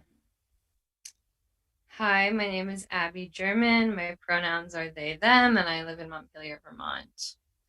After listening to your rebuttal last week and tonight regarding the public outcry to defund the police, I feel deeply disappointed with my city leadership. Apart from the fact that the city council manager or budget manager created the budget behind closed doors, which is a whole other issue, a claim that you have made is that the city is not really increasing the police budget from last year. It only appears that way, while it is really remaining the same. Remaining the same is not enough. It is unacceptable to continue to fund an anti-Black colonial institution that originated as slave patrol. And for you to think that this is somehow acceptable is incredulous to me. The fact that this was your defense to the public cry for defunding the police shows me that the city of Montpelier is more interested in preserving the status quo of insidious racism in our institutions than it is in actually being the liberal, accepting, and welcoming place that it claims to be.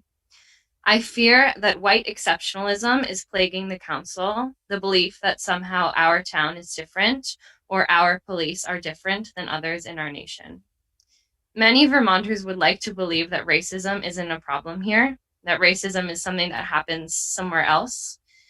And there's no denying that Vermont, by some measures, is a very progressive state.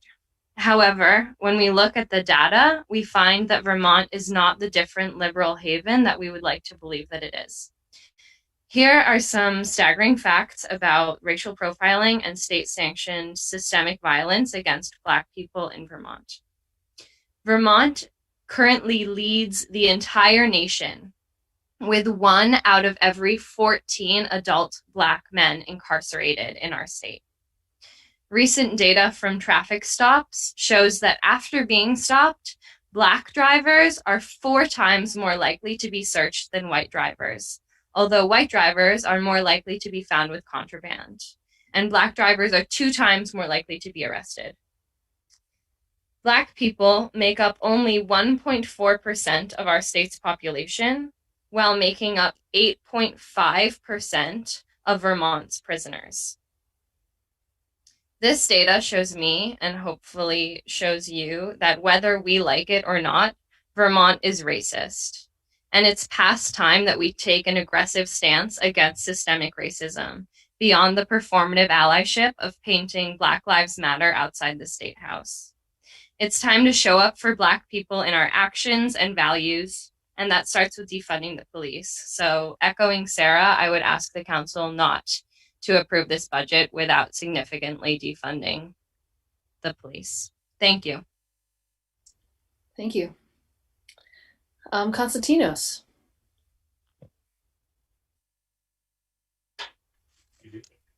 I did it. Hi, my name is Konstantinos Tavares, and I'm a resident of District 2. I had actually prepared a separate set of remarks, but after I saw last week's hearing, I was kind of disappointed in what transpired. But first, I just want to echo all the public comments so far today and last week that are asking to reallocate our community resources away from the police into services and resources that have a positive effect on the quality of life of our entire community. For example, reallocating 2 FTEs from the police department would be about $200,000 that can fully fund the Housing Trust Fund and even fill one of our DPW vacancies. DPW was even in here back in November telling you all that they couldn't effectively maintain our infrastructure, neither now or in the future. And to add insult to injury, they even said that they have difficulty recruiting and maintaining and retaining staff because their wages are low. And that was never mentioned in any of the budget workshops when you were discussing the budget. It's also obvious the police don't need those 2 FTEs. One of them is already vacant. We can probably attribute that to the SRO position not being funded, but the other officer is the one collaborating with federal law enforcement, which again isn't providing services here in our community, but assisting federal law enforcement, whatever it is they do, whether that's tearing apart families and putting children in cages and whatnot. So, and working with the feds is also contradictory to the department's fair and impartial policing policy. But that's kind of beside the point anyway. Last week after public comment, the first person to speak was the city manager, not one of the elected officials. So this rebuttal before our elected officials got a chance to speak, I feel kind of poisoned the discussion because I think it's hard to go up against someone in the administration when they make remarks. I don't know how comfortable you would feel if your boss or someone that you really respected said something and you opposed it. I don't know if you want to oppose it publicly. Something else was in December, the city manager held a budget congress with the staff, if that's correct, right? Yeah. So I believe that's where most of the budget decisions were made. And that congress was not open to the public. There were no minutes, no notes. Nothing was ever released to justify those decisions made. The council never questioned any of those decisions in the base budget. And it seemed like you spent most of your time discussing small changes like the homelessness task force and other items labeled as other services. And the city manager even suggested you make those changes in the narrative. The budget options worksheet you were provided also doesn't give you the option or opportunity to consider any of these, anything in the base budget other than the other services with the exception of the capital plan. Even today's presentation is just an accounting method difference, as Councilor Richardson explained, and not actual or reflection of the increased budget for the police. So sure, it might not have been 10.4% that it increased, but it still stands that other departments have been effectively reduced or level funded while the police department was still increased. So it seems no one really wants to stand up and hold the city manager accountable for his decisions. He's not elected, and there's no way for the public to hold him accountable. That's your job, council and mayor, and it doesn't seem like you're doing that. And I hope you don't take this as a criticism of the city manager, because it's not. I think he's doing a good job, and he's in a situation where he needs to be taking direction from you, the policymakers, and that's what he's doing. But it seems you're not questioning him and asking him for justifications of his decisions. So this is on you, city council and mayor, to make sure that unelected officials are actually being transparent with the public and accountable to us. So for me, this budget was created in the dark. It was never questioned by those of you charged with policymaking power, and actually fails to provide resources and services to our community in times when it needs it most. It doesn't even address the goals and priorities contained in the budget document itself. This is not a budget I can vote for on town meeting day. I'd also like to point out that you didn't even try to, entertain any adjustments to the budget today based on any public comments made because the language and numbers for the budget is already included in today's agenda. And to my knowledge, based on any of these public discussions that I've been following, there have been no adjustments to the budget based on any comments from the public. So it seems like, the actions that you've been taking have shown that these budget hearings and public comments in general to you are really kind of a farce, since nothing changes from them.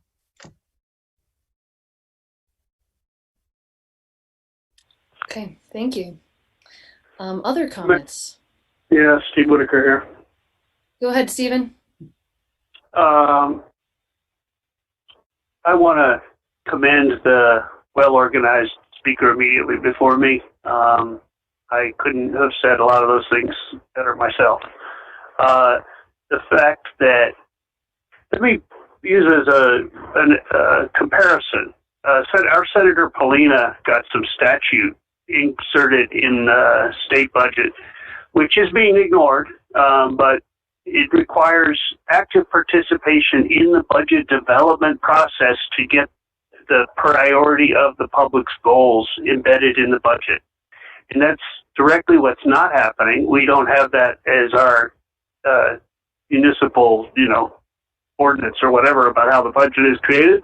But that's in effect what the prior speaker was asking for, that we define the priorities of the budget and not just let the city manager do it.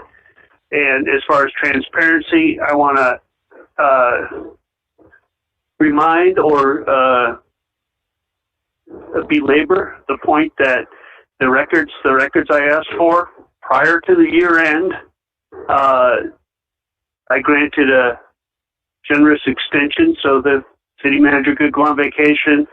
He comes back, he produces some records a couple days ago, and in those records I find that he just subbed it out through Kelly to the V30 contractor who used useless search terms and didn't even apprise me or run those search terms by, such as console or Motorola. So that was all useless, and Bill has to start the search again today. Again, I recommended both console and Motorola. He put Motorola in and ignored console and said, I'm doing it again. But I'm not prepared for tonight's public hearing because of that lack of transparency and lack of competency.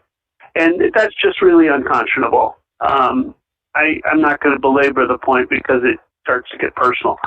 But I want to point out that I have done more research on that issue.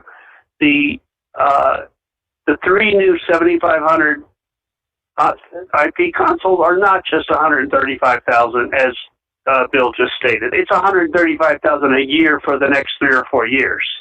Okay, so this is a $300,000 or $400,000 commitment prior to the Televate independent expert assessment of what our needs are coming in, and that's just irresponsible. It also, the only need for those IP consoles would be if the main feature of the IP switching is that it can immediately switch to a remote site, such as our backup site, if Barry is willing to be our backup site. But Barry is nowhere near voting or approving that kind of expenditure in this year's budget. So we're proposing to prematurely buy these consoles that have not been vetted or analyzed by anyone other than take Bill's word for it, take Fred Cummings' word for it. That is unconscionable. The few documents I've pulled out of public records requests show that the planning was not done. The need is not there. We bought new consoles 5 years ago. CVPSA paid for one of them. Those consoles have at minimum a 10-year life. You can even squeak 10, 15 out of them. Motorola has discontinued them in favor of the new one, but a Motorola rep is on record speaking to a public safety authority saying, buy a few spare parts, you'll get 5 more years use out of those. So I'm not asserting that we will, especially if the Televate report comes out and says we need to have a backup site in Barry and the IP console might be better suited, but we're not there yet. So to be funding new equipment, which Bill says we're not funding new equipment, at $135,000, which is only the first down payment of 3 or 4 years, is really irresponsible. And I agree that the way we've got our process organized, we don't take input at the budget congress or whatever you call it, the private meetings, that in effect it's the hurdle. It's not it's a rebuttable presumption that everything's just fine, and I hadn't given all the testimony and others last budget hearing, and it's like, thank you, go vote to approve. That's a slap in the face to the pretense of meaningful public participation. I mean, the people that I'm out here doing the work and doing the deep research that y'all ought to be doing, or that you should require an independent, retain. Anyway, I think you got my point. I won't belabor it. I have spoken to several, and I think this is one area where you can take some action without harming anything. There's no evidence at all, other than a little bit of hearsay, that the sky is falling and we need new consoles. You know, we've just replaced the phone system in a few short years. So we should not be having our technology decisions made by self-interested staff who like new toys and don't do good planning and don't have adequate oversight. So I'll stop there. Thanks. Okay, thank you. Rebecca Delgin, go ahead.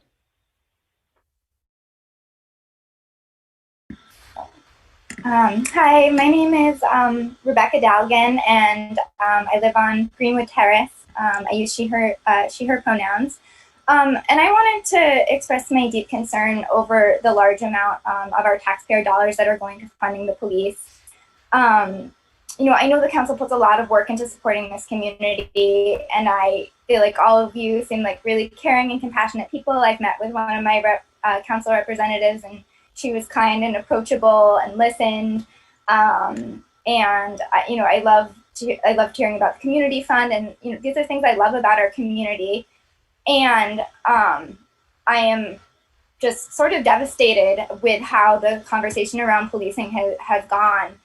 And honestly, feeling really angry about it. And tonight, particularly feeling angry as I've been sort of trying to research what was going on with the police and the budget, and trying to get my ducks in a row to speak coherently to all, and being interrupted by my 2-year-old constantly. And I think then I just started feeling more angry and heartbroken, because what I was really thinking about is knowing what it's like to be a parent with all the worry and heartache and joy and lack of time that comes with that, and then not even being able to imagine what it would be like to be a parent of a Black child, but just thinking, what if on top of all of that, all of those things, you had to tell your child that, like, their life, you know, they had to fear for their life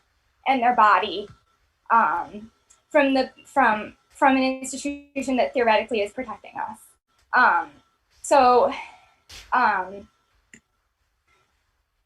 To see this budget is devastating, and I think it's hard because what I've seen over and over again is people come to these council meetings and speak about the kind of reform we want, and the response that I feel like we've been getting, to me, has felt paternalistic and paltry. And you know, what I've seen is that you've gone on to create the committee to look into the police, which I felt excited about. But then I was disappointed when I found that the selection of the people to be on that, a lot of that decision making was done behind closed doors, and that not one of the people on that committee was someone who had expressed a desire to abolish the police. I was really pleased to hear tonight that Abby German will be joining that committee. I do find it disconcerting that the objectivity of someone who might be an abolitionist was questioned when that same line of questioning was not, at least during this forum, extended to the other person being considered to join the committee. And I'm bringing this up because I fear that discrepancy in questioning is perhaps a bias that may reflect some of the biases of this body and those brought to the budgeting process and to this larger conversation. And I'm not trying to be accusatory, but it did raise a question for me. So amidst all of this, for our budget to continue to fund police in the way we are leaves me saddened and disappointed, though honestly not surprised. I'm asking you not to approve this budget without significantly defunding the police. If there's anywhere we should be putting our money, it's to make sure that the basic needs of our community are being met. The need for housing, for food, and for safety that makes everyone feel safe. I'm hoping that you'll take to heart what the citizens of Montpelier have come here to tell you tonight and last week, and in the many meetings like this, rather than just listening and then proceeding forward is already what feels like sort of preordained and pre-planned. I wanted to close my comment by sharing with you just a quote from an article in the Atlantic by Michael Denzel Smith. This was an article called "Incremental Change is a Moral Failure." This is a brief quote from the article. He says, "Justice is a proactive commitment to providing each person with the material and social conditions in which they can both survive and thrive as a healthy and self-actualized human being." He goes on to write, "I have grown past impatient with injustice. I am incensed by the delusion so prevalent among the country's supposedly serious thinkers that tinkering around the edges of an inherently oppressive institution will lead to freedom." Thanks for your time and service. Much appreciated. Great, thank you. Anyone else? Okay. So I have some thoughts and comments about some of the things that were shared. First of all, I want to thank all of the folks who took the time to share your thoughts with us. We do appreciate them, even if we end up making or not making some changes. I just want to make sure that I'm clear about a couple of things. Particularly a couple of things that the last speaker that Rebecca, you just brought up for us. So in terms of all the appointments, it is very typical for this body to make all appointments in what's called executive session, which is done behind closed doors, but that is so that the council can have candid conversations about the people that we're about to appoint. So, but that is also consistent with appointments that we make to every other committee. So just so you're aware of that is generally how that works. And I appreciate what you were saying about was my question for Abby conveying a bias, and I want to acknowledge that I thought about that before I asked. But I went forward and asked anyway, because she was the only one that had made that she had expressed an opinion about the outcome of the police of all the candidates that we had interviewed previously. But thank you for that, and I appreciate you bringing that up. Also on the topic of the police review committee. I think probably the biggest thing that I am hopeful from that committee is to come up with some recommendations about what makes sense for policing in our community, and want to acknowledge that the solutions that might make sense in other communities may not make sense for us, but that we may need to might need to have other solutions that were not necessarily a part of other communities' solutions, and want to be open-handed about what that might look like for us. Having said that, I do have a couple of questions. Actually, there's a couple of things I wanted to point out. There were, I do want to make sure that everyone's really clear that should any council member want to make any adjustments to the budget, you can make that proposal. That's fine. I remember being on the council when we used to get more into the weeds on particular line items. And the trend more recently has been not to do that, but we absolutely still can, and that is anyone's prerogative to do that. And that I just want to also point out that anyone is free to make a proposal for adjustments if you feel so moved. Also, I appreciate I really particularly appreciated how informed all of the comments were this evening. That was really helpful. All right, so having said that, I do have one question, which is about the console for dispatch. Can you help us understand why, like what state the console is in now, or the communications are in now, that warrants purchasing this new console now? Well, I can, although Chief Pete just popped on, and I think he'd be better able to answer that than me. I would like to respond quickly to that, though,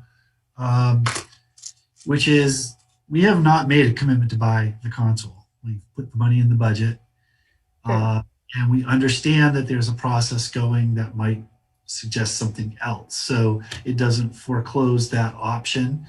And certainly when I said there was $135,000 in the console, it did not mean to, I wasn't saying precluding that that it's a multi-year commitment. I know that. So I feel like some of those things maybe weren't totally there. But anyway, in terms of the details of the console, the chief is on. I think he can explain it better than I can. I would say that there were a number of requests that the police department put in, and when we needed to reduce budget, we basically gave them a number and said, here's what you've got. You please prioritize what works for you within that number, and this is what they selected. So they prioritized it higher than anything else. So Chief, can you respond to the thinking behind the console? Yes, sir, and good afternoon. Good afternoon, Madam Mayor, members of the City Council, members of the public. So basically, the console system that we're at right now is currently, the system we have now is no longer supported by Motorola. So they're not making parts for it. It would be something that we would have to go out to see if we can scavenge systems if our consoles went down.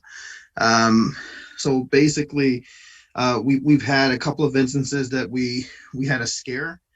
And then this is when it came to light. It was something that wasn't on our radar until a few months ago when we had a potential scare. And when we were researching the parts and everything else to it is when we learned that the system was no longer supported. So basically, as it stands, if the system goes out, we have no way of communicating via dispatch with our console systems. If we would have to go out to look for extra parts, those parts we would have to reach out to other agencies that may have had them in the past, find out which parts they may have to cannibalize the same system. So I would kind of equate it to having a series of failures within the roof point, within a roof, and then just moving forward from there. And I apologize, I'm a little discombobulated because I'm not feeling too well tonight. But yes, essentially that's where we are. So if our console systems go out with dispatch, we lose all ability to communicate outside, to be dispatched to calls, to get pretty much essentially everything with, for 911 functions. And this is an operational issue. This isn't a multi-agency issue. It's something that has to be done for the Montpelier Police Department. Thank you. Other thoughts or comments or questions? Yeah. Could I add some clarity to that? This is Steve Whitaker. Actually, before you go, Stephen, Dan had his hand up, so go ahead, Dan. Well, I just had a couple of follow-up questions for the chief about the console, which is, in light of the fact that CVPS is starting its examination of the dispatch infrastructure within the various Central Vermont agencies. Is this console, does this console preclude various systems? Would it require not only us, but other towns or cities to have the same type of system to communicate with? Is my first question. And then maybe a second question about the cannibalizing of other sources. I mean, are you talking about only agencies, or are there other sort of secondary sources, secondary markets for these type of parts? I know sometimes with older computers, there's secondary markets where you could get the replacement parts. Is the only resource basically calling agencies with these machines in storage? Yes, sir. To answer the first question, no. It's a system that's not going to require upgrades for an infrastructure or anything else like that. It's just essentially we just need a computer system to dispatch. It's not an upgrade for infrastructure or anything else like that to that effect. And for the second part, yes, sir, it would be like the equivalent of like, first thing that pops into my mind is the old Tandy computers from Radio Shack.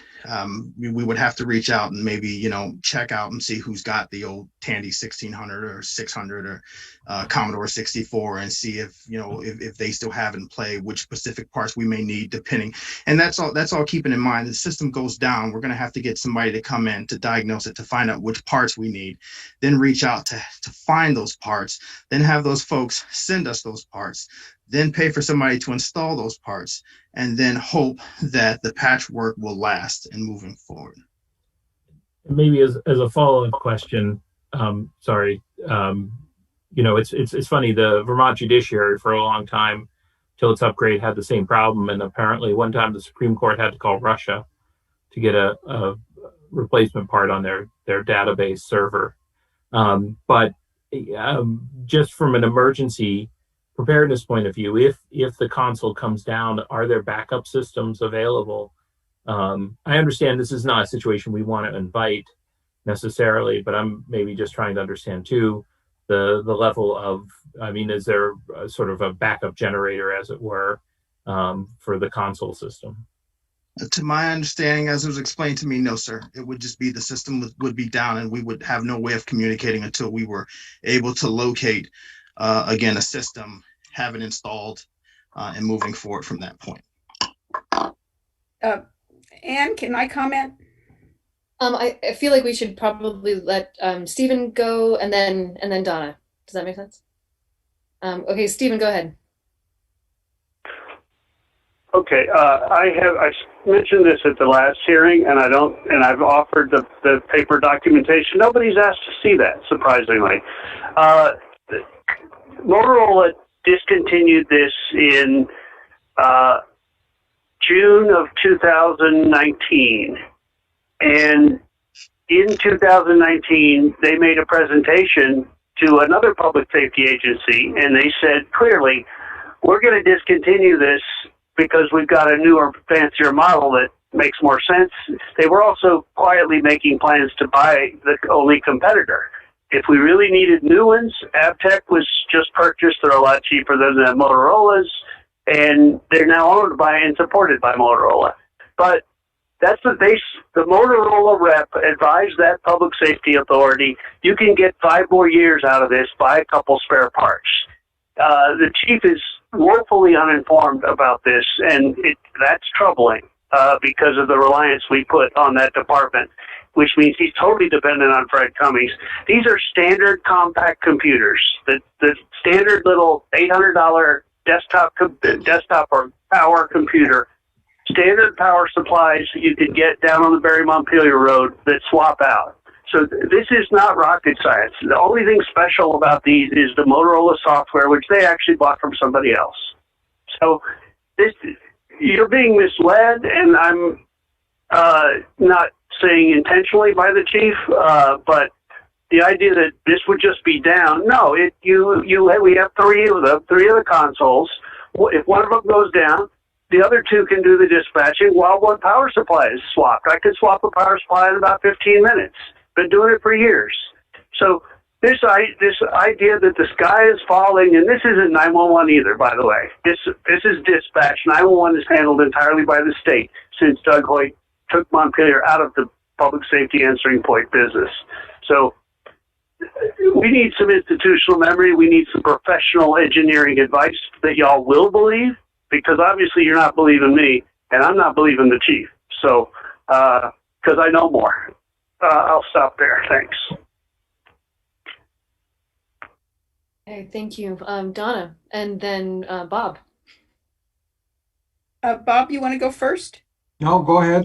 Okay. Well, my understanding was when Public Safety Authority bought one of the 3 consoles for Montpelier, we also bought one for Barry, so there would be redundancy, and Barry and Montpelier would both have this particular model and could depend on one another as a backup. And so if one upgrades, you no longer have that. It does impact one console talking to the other. The other thing, I really came tonight wanting to discuss removing this 135 from the budget because I feel there are a lot of questions that haven't been answered. I do think it's important that we actually do consider in 3 months that the Public Safety Authority will have finished this need assessment and making its recommendations so that it would be done with more clarity and appropriateness. I feel we could put it back in should revenue go up, should we find out all the questions that I now have, and we clarify things and then act on it. But for right now, I'm inclined to take it out of the budget. Thank you. Bob, go ahead. Yes, I just want to remind folks, there's been a lot of discussion tonight about a failure of one of these systems and how the impact it would have on police communications. And I know Chief Pete can speak more to this also, but a failure to one of these or any of these consoles could have a major impact on fire or EMS, dispatching, communications. If one of those systems were down and we were to have a major incident in Montpelier or any of our 18 communities that Chief Pete dispatches for, a failure of one of those systems could have a major impact on those services. I want people to keep in mind, it's not just police communications, it's fire and EMS communications also. Bill, go ahead. I just need to point out that you are not actually approving the purchase of this tonight. You're simply allocating a budget. And for a contract of this amount with the financing and everything else, it would actually come to the council at some point. So presumably this decision is something that can be talked about at a later point.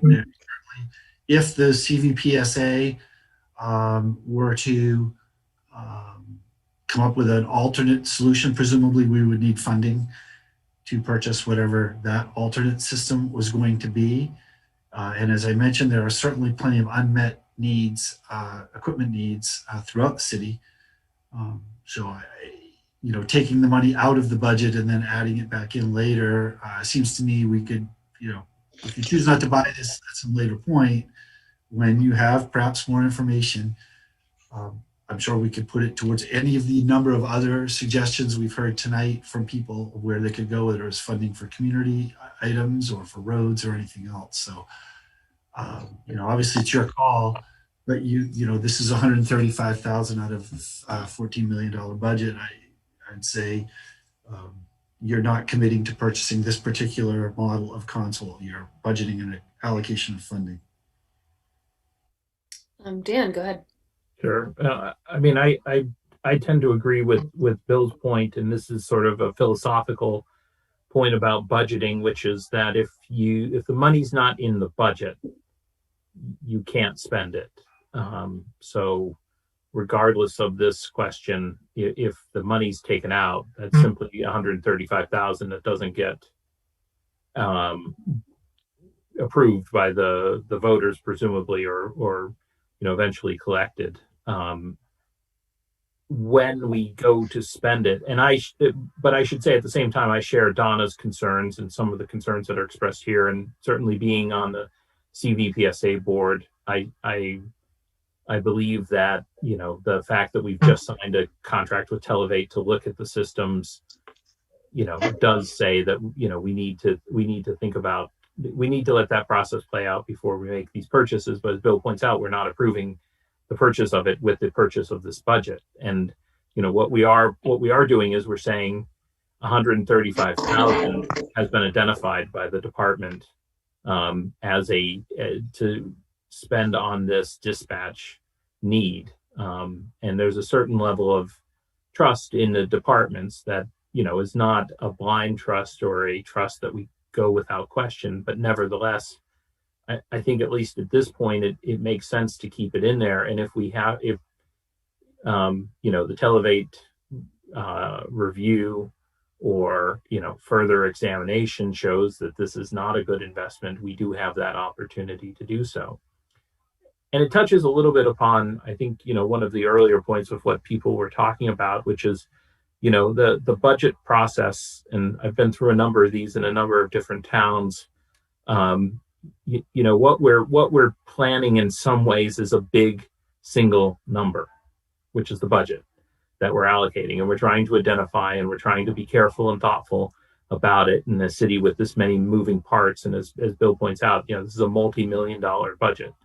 So, haggling over 135,000 is important because it's more money than I'm going to see this year, and that any taxpayer is going to see this year, just about. But it's a small part, and I think this is the difficulty of the budget process, is that we do rely upon professionals, and we do rely upon their advice and judgment, and that's why we hire. That's why we have a finance department as opposed to an elected city treasurer who does all of the budgeting finance. We ask for professionals because the numbers are big enough and complicated enough that we want to make sure it's in trusted hands, and I think we benefit from that, as we saw tonight with the audit. And the same thing goes for fire, police, public works, and administration.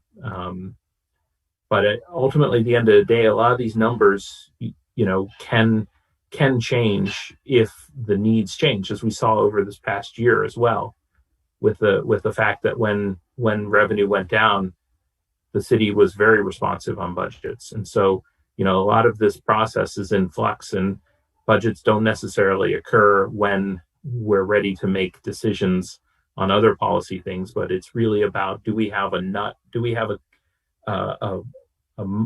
pile of money, to put it somewhat crassly, that can fund all of these priorities that we've identified, and if we change our minds, can be reallocated, whether it be turned into community funding or other things. So I would generally support the 135,000 staying in the budget, but I think the message is pretty clear tonight that we have, as a city council, some questions about this particular purchase, and certainly given our interaction with other agencies like CVPSA, we want to be careful about expenditure. So thanks. Thank you.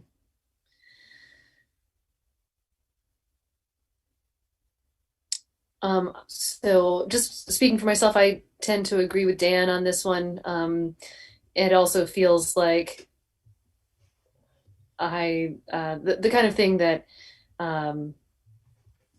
I would not be inclined to gamble with, and that if there's a different model to be purchased, that there's still time to make that decision. I'd rather anticipate having the funds to purchase something like that if should it be necessary. So sorry, I'm speaking for myself here. Other thoughts or comments? Jack, go ahead. Yeah, thank you. I think this has been a good conversation. I think that I've learned more certainly than I knew at our last public hearing, and I thought it was valuable.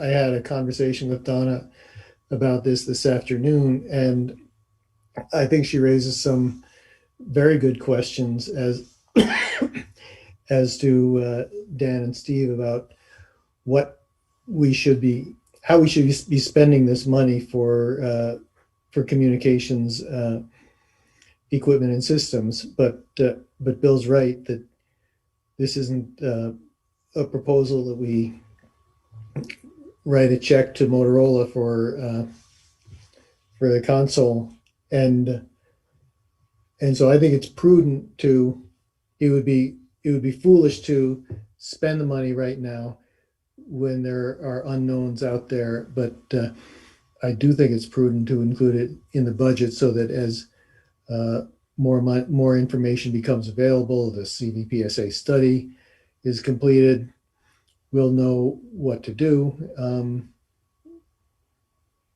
So that's how I feel about this particular item. Thank you. Other thoughts, comments? Yeah, very briefly, Madam Chair, a clarification. This is a $300,000 or $400,000 commitment if it gets made. The Motorola correspondence, which I got from emails, they were offering no payments for a year if you commit. and then at the end of the first year is when the 135 comes due. So I think I would ask that you be really explicit that they don't take delivery on these until some further action of the council, because just by taking delivery, Motorola is offering a lease purchase with title residing with the city and the first payment not due for a year. But this isn't just a $135,000 commitment. This is a $400,000 commitment that is inadequately planned and vetted. So I think if you are going to amend the budget at all, either by removing the money for now or constraining the money that it cannot pull the trigger without further action by the council, I would suggest you do that. Thank you. Thank you. Thank you, Stephen. Jack, go ahead. And then Bill. I think that this, what's being described to us is an arrangement where Motorola would get the city to sign a contract over a number of years to spend a large amount of money for equipment purchases. And that's the kind of thing that the manager would not do without probably couldn't do, but certainly would not do without the approval of the council. I don't feel a need to pass anything that says, Bill Fraser, don't you sign that contract and take delivery of the consoles until we tell you can. Yeah, that's exactly what I was going to say. A multi-year financing agreement for this level of money would require council approval. So we could not make that commitment without explicit vote of the council. Furthermore, I just also want to remind people that we're talking about funds that aren't available till July 1st.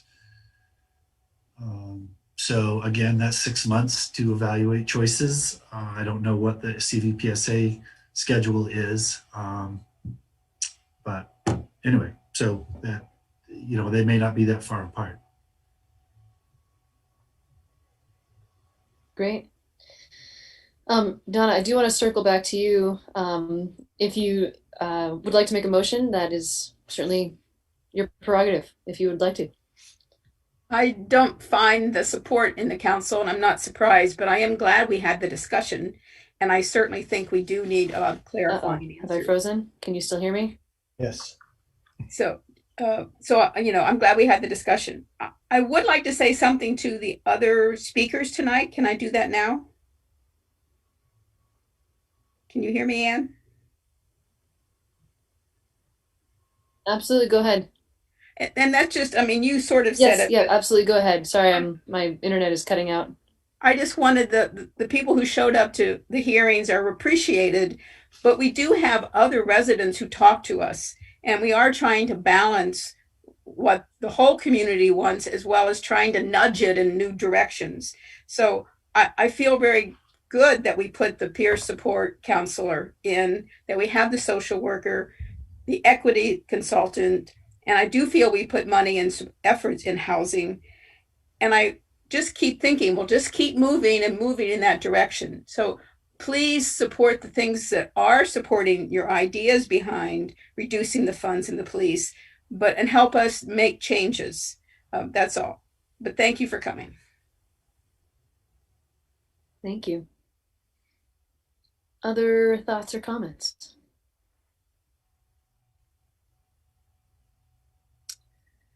Okay. Jack, go ahead.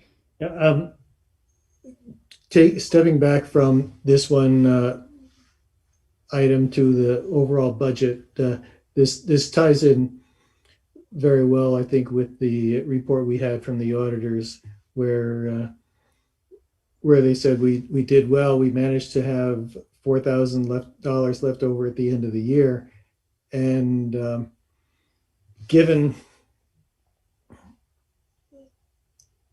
the I know we have expectations for fund balances, and I know that it's prudent to have reserves at a higher level than we have now, but it's also clear to me that it would have been irresponsible for us to hold back money and end the year with more than $4,000 in the bank, because that would have meant that we were not funding services that were really essential at a really low point in in the life of our city. So I do think we'll need to look at the fund balances and a lot of other things in the future. But for this year, I think we've got a responsible budget to put before the voters. Okay, thank you. All right, any other comments or questions about the budget? Okay, I am going to close the public hearing for this. And is there a motion? Uh-oh. Sorry, I glitched there a little bit. I'm going to close the public hearing. And is there a motion? Jack, go ahead. I move that we adopt the budget and put it before the voters, including the allocation from the Vermont or the Montpelier Community Fund. I'll second. Okay, so there's a motion and a second. Any further discussion? Lauren, and then Dan. Yeah, I just wanted to reiterate, I'm really appreciative to the city staff. We had given direction to, look with really tough numbers, a lot of hard decisions, really, just echoing things we've discussed at previous meetings, but, centering our staff and trying to maintain, people in the positions to maintain services, to keep a focus on services we're providing for the community, and then trying to plan for what kinds of opportunities might come if additional funding comes in, and how could we be positioned to take advantage of that. And I think there was a lot of really good, thoughtful work, and really trying to center the people in our community and the people on our staff in it. And I think the staff did a great job trying to strike that balance. And it's a very, I think, responsible, but also responsive to the moment budget. On the policing issue that I know a lot of people are on the line today listening about, again, I really hope people will stay engaged, really hear the heartfelt pleas for quicker and more progress. And, we do have this process, and, welcome that input, I think, to get the kind of systemic change and long-term vision that people are talking about. I think it needs work, it needs analysis. We need to look at, what would we do instead if we're going to reallocate money instead of just doing some kind of flashy statement in the budget. I'd rather do something that we know will actually work and make our community better. So I look forward to that ongoing discussion, and appreciate the pushes and the heartfelt pleas for keeping a focus on that. I know I plan to, and look forward to that work, and hope to have people stay really engaged in that. But I'm really appreciative of the budget that has been put forward, and will be supporting it. Thank you. Dan. So, in Vermont, every year, every town, every city has to essentially approve its budget from zero. Whereas a lot of towns in the Midwest and the West start with last year's budget as approved, and only put before the voters a question of increases. I think it's a process that forces us to really look each time. And I'll say that one surprise about this budget, and it's really a credit to the staff that did take our direction and policy choices to heart, is that this is a budget that this isn't necessarily a budget I would have thought would have gone the way it did. I would have expected, as I've seen in prior years, points of contention, more consoles and fewer points where we sort of had agreement. But I think it's reflective of the fact that this budget is really, in some ways, about maintaining what exists. And in that, all of the city departments did an outstanding job of trying to hit each of those points to come up with a budget that they could continue to provide services while not passing on increases to the taxpayers. And that's a challenge because that in some ways is like trying to pull a rabbit out of a hat. And so I really congratulate, the city staff for the work that they put into this. But, to anyone, listening tonight, it is the budget process every year. We start next year, we're going to start at zero and we're going to have to build back up. We don't take necessarily for granted, but hopefully next year we'll be in a better position and we can have some of these more robust discussions. I anticipate next year will be a year where the need will be greater, as Christine said, and there'll be more challenges. But I'm really pleased and happy, and I think it's only because of the hard work that was put into this in advance that we're not, trying to make the budget fit our policies and priorities, because it's largely there. So again, kudos to the staff and the good work. Great, thank you. Any further comments, questions, discussion? Okay. All right. I just want to also express my gratitude to the staff for your hard work on this budget and coming up with a budget that met all of our requests as well. So, okay, any further discussion? All right, all in favor, please say aye. Aye. Aye. Aye. No.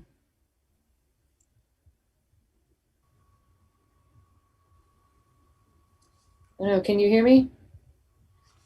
Oh dear. Okay. Can you hear me now? Yes. Okay. Yes. All right. All in favor? There's a motion and a second. All in favor, please say aye. Aye. Aye. Oh no. We all said aye, Anne. I'm still glitching. Do we have to vote for it again? They all voted. We all voted. John's got it on the minutes, right, John? You did vote. Okay, great. Is it time for a break? Yes. Well, before we do that, anyone opposed to the budget? No one is opposed. Anyone opposed? Nope. No one's opposed. Okay. All right. Thank you. Yes. With that, I think now is a good time to take a break. We'll see you back at about 9:40. See you soon.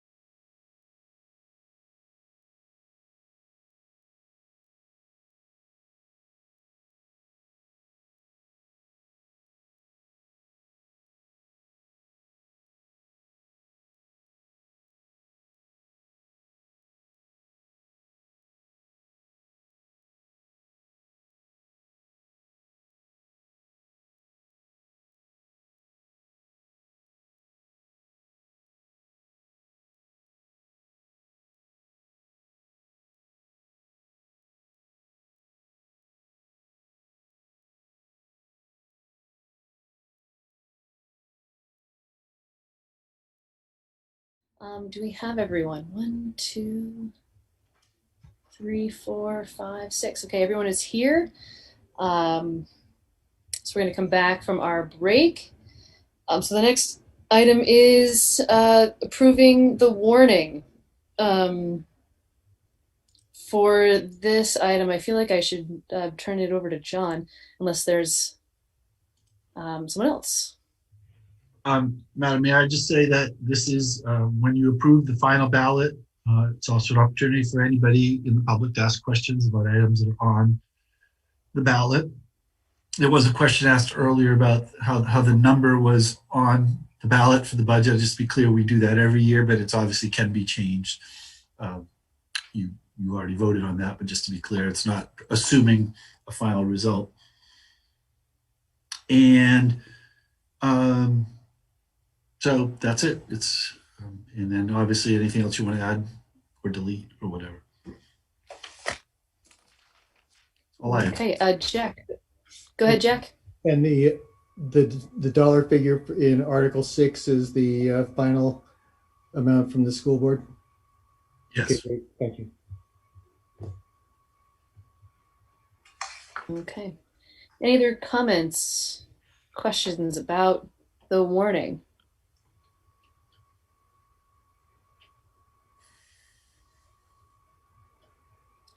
If you're looking for a motion. Sure, go ahead, Dan. I'll be happy to approve or make a motion to approve the warning as printed. Second. Okay, is there a second? Jack seconded. Okay. All right, any further discussion? Okay, all in favor, please say aye. Aye. Aye. Okay, and opposed? Okie dokie. All right, so the warning is passed. All right, and so we are up to the review of the second quarter strategic plan. I assume this is either Bill or Cameron.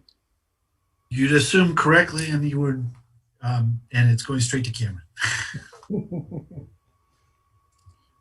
All right, let me get my screen shared. I'm excited to share our quarter 2 updates with y'all. I'll make sure it's free. If I could share my screen, that would be great. All right. Hopefully y'all can see that. Yep. Great. So we have come before you in last couple months to give you our quarter 1 update, but we've done a lot since then. So this is going to be an update on what we have done since the first quarter report. Also in your packet is the full report, which breaks down each goal and initiative by action, by person. And it gives you the last 5 updates. So it gives you a lot of history on what we've been doing and what the updates have been. But as a reminder, your strategic goals that you voted on to include in your strategic plan by a majority vote included community prosperity, COVID-19 response, environmental stewardship, more housing, responsive and responsible government, and sustainable infrastructure, which is, again, sort of what we have worked on as staff to prioritize in our work plans, and in our budget. So I'm really excited about our quarter 2 status. We have hit 43% progress in our initiatives in the strategic plan, which is great. When I came to you first quarter, we were at 14%, which was a little behind sort of that 25% goal for each quarter. We've got a majority of our initiatives are on track. We have a few delays, but most of them are COVID-19 related. I'll get into that a little bit further. And a good quarter of them have been completed. So we've completed a fair few initiatives right on schedule for what they were anticipated to be. So we're very excited, very close to our goal of 50% completion for this update, which is great considering the challenges a lot of the staff have been up against. So I'm going to jump right into the goals and give you updates on each initiative. If you have any questions, please just go ahead and stop me. So under community prosperity, one of the goals are the budget process, which we've sort of just rounded the corner on. For that, the status is great. We're doing on track with that. Our new initiative since last time is we developed and implemented a survey that went live in December and closed in January. We had responses in the hundreds, as you heard earlier. Briefings were given to y'all. The budget process has been, we think, pretty engaged this year. The budget was submitted to y'all for consideration early December, and the warning was just approved. We also have all of the details line by line. Everything can be found on the city's website. So we have a few initiatives under COVID-19 response. All are on track right now. The sort of the highlights from the supporting the community in the rebound from COVID-19 is that the city has received almost $200,000 in funding. Most of that is money that we're receiving back. We've paid for it. We're getting money refunded to us, but we've been really continuing to work on our policies and our internal procedures around COVID-19. We did, when the governor changed his travel policies and some other guidance about gathering, we did create new policies around leisure travel for staff. So they have to let us know if they plan on traveling out of state. It's not saying that if they can't, just gotta let us know. We've been working very closely with our neighborhood partners, including the capital area neighborhoods, who've been very supportive of us getting information out in ways that we normally don't have access to. So they're doing more boots on the ground communication than we have the capacity for, which we really appreciate. They've also since then really set up neighborhood information kiosk, which I'm sure y'all have seen around. They're the sandwich boards in some neighborhoods with information on it. And that has been really invaluable for us. As far as MDC and the Montpelier Alive partnerships, we've really discussed a lot of that within the budget process. The funding for MDC has continued to be an issue in this budget process, and the recommended budget had a $0 funding for MDC. I've moved on to environmental stewardship. We've got our net zero goals for the 2030 plan, and I think you got a little update on that before, but you have awarded a contract to the Vermont Energy Investment Corporation for the net zero 10-year action plan. So they're anticipating to come back in the spring, so that's very exciting. The updates to the stormwater master plan is sort of on, it's sort of in status right now, waiting for further updates related to the committee reviewing the stormwater utility option. So that will be coming at a later date. So right now that is on hold until that comes together. Next goal is for more housing, the implementation of the city plan housing initiatives. They've updated it to let you know that the housing task force has been meeting. They met in November, and they don't currently have a work plan for their fiscal year 21 to discuss the budget. They also, however, have been talking to both the Housing Task Force and the Planning Department about the Municipal Administrative Procedure Act, which is a sort of more stringent and more definitive path to getting permitting through. So there'll be more information and more presentations on that in the future, but they just want to let you know that they are talking about that and what that means to implement. So there's also work on zoning to remove barriers for additional housing. And as you know, their recommended budget was approved for $50,000 for the Housing Task Force. So all that work is still on track according to their goals. Regarding responsive and responsible government, we have the lobbying subcommittee that is on track. The newest update is that our office, the city manager's office, is aiming to prepare a tracking tool to report on issues that you have voted for within your legislative agenda. So we want to make sure that we're staying on top of it so that y'all can stay on top of it. As far as the child care options study, the current Capital Kids after school program is successfully continuing. We're seeing great responses from the folks that are involved in that. I've also asked the recreation staff to work on the child care option study for infants and young children. They did want to call out that the facilities that we currently have, it would be very hard to upfit those. So I'm just sort of priming you for that report. but we're also going back to our contractors for the rec facility updates that we were proposing, and try to work in maybe some of those childcare options to be able to support infant care. As far as sustainable infrastructure, the initiative to protect, maintain, and improve built infrastructure, this is one where we have some delays, but we also have some completions. So some of the projects that were slated to be finished were finished, including some paving and some crack sealing work, the Chestnut Hill stormwater improvements, and Clarendon Avenue's road reconstruction. So very pleased, and thanks to DPW for getting those done. Their newer updates include that Taylor Street is waiting to install some lights that need to go up. That is planned to be completed entirely November 2021. Granite Street sidewalk repairs, staff is currently working on bid documents, so that is moving forward and is on schedule. There are 2 disruptions. The Grout Road Bridge has a major disruption as there is no funding for that currently.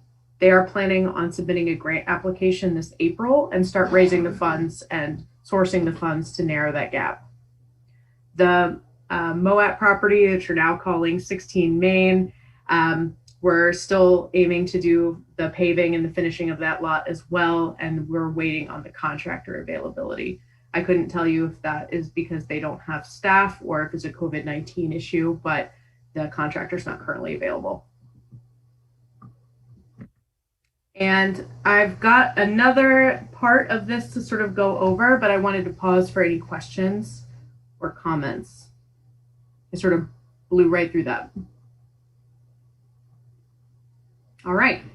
So the, I'm sorry, Mayor. Oh, no, I was just going to say this is great. Oh, thank you. So one of the exciting things about Invisio, the program that we use to track our strategic plan, is that it has the option for a public dashboard. So I've been doing training with Invisio to work out how the dashboard works so I can operate it. So I now feel comfortable bringing it to you as an option to go live. So I wanted to preview it with y'all before it goes live. I wanted to give you this update before I update the website, but the public dashboard is really a way for our residents to get a look at what work we've done towards your goals that you've identified in your strategic plan. It also allows us to update as needed. So it's not like a live update. The thing is, it's sort of a misnomer to call it a website. It's just it's a dashboard is what it is. So it doesn't live update. Like if I go in tomorrow and write an update on one of my initiatives, it doesn't show up on this dashboard. So that's an important note and a distinction to make. My goal is to update it so it shows all of the recent activities after I give you guys the quarterly updates. So it will be updated quarterly so folks can see it over time. So it is not real time, but it's more information out there than we had before. So I'm pretty excited about it. So I'm really hoping this works. I have the preview website that I'd like to share with you. Is it still the PowerPoint or can you see the website? It is still PowerPoint. Okay. I'm going to stop sharing and then I'm going to open it back up. Okay. Can you see the website now? Yep. Yes. Yes. So this is what it will look like if it goes live. It's got a nice splash page. It links, it sort of explains what the strategic plan is. There is a link to our full departmental strategic plan, which goes in department by department, what their work plans are. Again, this is sort of a strategic plan based on a triangle. Our staff has work plans that build into the department work plans, which have been formed around your top priorities. So it's sort of a, y'all set your top priorities. We our work plans are out around those. And then our staff sort of builds up and flows up into those. So there are other strategic initiatives floating around out there. It also states that this is going to be updated quarterly and is not a live update. But if you go in further down, you can see each of your strategic plan goals. I will click into the COVID-19 response. It's the middle of my screen. and then it shows you what the goal is, what the initiative is, and then what the updates are. So it sort of tells you everything that's been going on. It tells you if it's on track, what the status is, what the percentage is, and you can go up here and you can click through to see what else is up there if you don't want to click the back button. So I'm pretty excited about this. I think it's a real big step to further our transparency around this. I know that before my time in the city, this was live before, but I think we're utilizing Invisio in this program in a much more robust way. So I think this is going to be a much more intuitive way to check in on what the city is doing to further council's goals. I'm not looking for any action, but more like, yes, this is great, or any feedback that you have on this if you want to see any changes before I Bravo! Thank you. I think this is great. I regularly have people asking me, what's going on with whatever? And it'll be great to be able to send people to say, look, here's what's going on. Go, and the city's telling the whole world what we're doing and what we're accomplishing. Thank you. Dan, go ahead. Well, I just wonder if there shouldn't be some disclaimer, though, about the fact that it's updated quarterly as opposed to immediately, because I could see some confusion arising out of that. I put in the preamble, so when you go to the website, it says the city's progress on these goals are updated quarterly, January, April, July, and October. So hopefully I can find a way, if I can format the language, I'll make that bigger. I'll stand that out a little further. Yeah, I think that's just important so that somebody can sort of see it, have it jump out at them, only because I think that would be a likely response and would undercut what I agree with my other counselors is a good improvement towards transparency. Yeah, this is great. Sorry, go ahead, Jay. I'm sorry, Ann. Yeah, no, I would agree with that. In terms of transparency, I think it's fantastic. And I think with information needs to be immediate on the web. And so if I would not worry about a preamble, or I think it's important to say that it's updated quarterly, but more important would be on the page that somebody is looking, it tells you when it was last updated.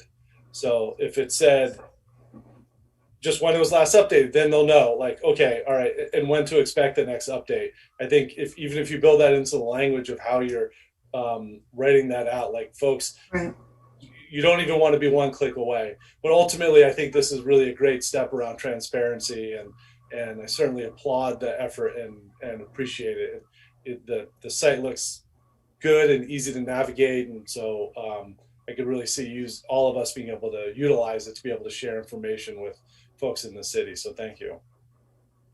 Great, thank you. That's good feedback. And I will mess around with the widgets to see if I can get the date to pop up on the updates section. So I appreciate that. Yeah, I find this pretty satisfying, pretty encouraging. It's been a goal of mine anyway for a long time to have more data available from the city, and while this is not necessarily like community metrics or whatever, it's still like putting out there how we're doing in terms of progress on our goals. So that is fabulous. Other thoughts or comments? I just want to give a big tip of the cap to Cameron on this and all of our team, but she led the process this spring with all of us to develop the plan, and also work through with all the department heads and the activities, and led our internal process as well. As she mentioned, we did have Invisio a year or two before. This is kind of where I'd hoped we'd get with it, but we couldn't seem to get there, and she really has taken it and owned it and run with it, and we're all using it. We use it as part of our conversations to track ourselves internally.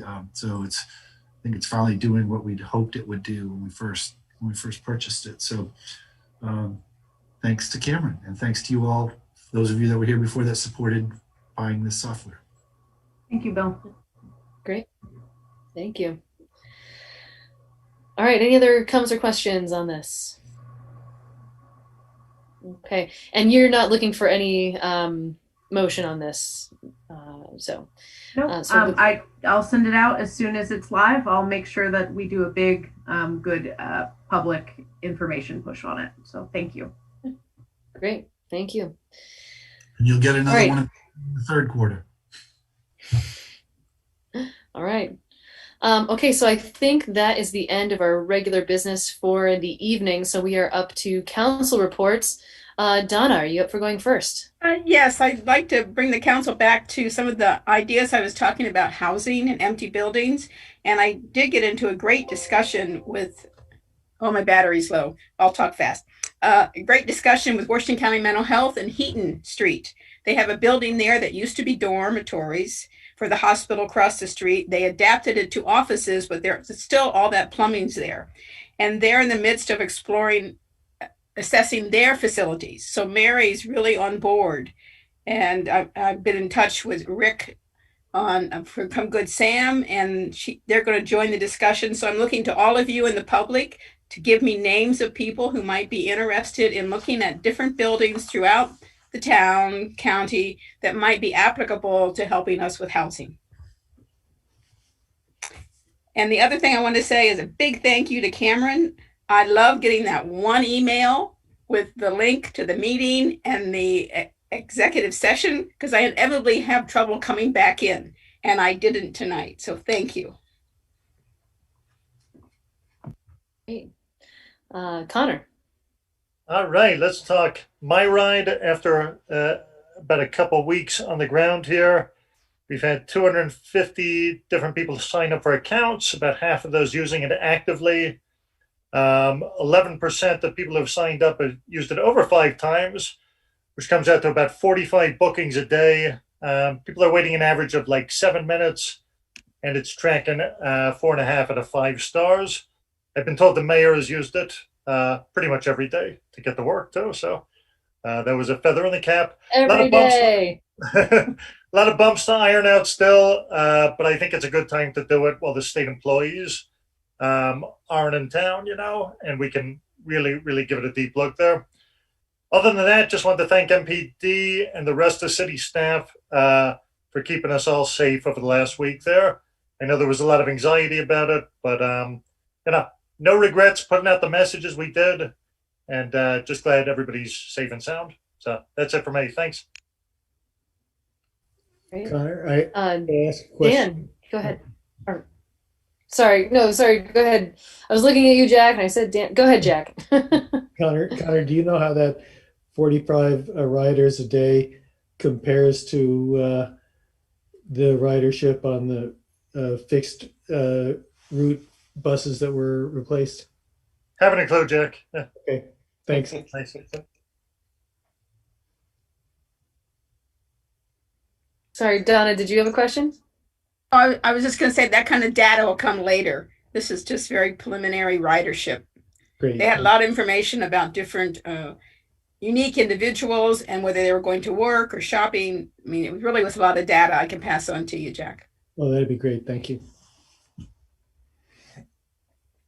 All right, Jay. Yeah, I thought it'd be a good time just for a quick update on the SRO committee.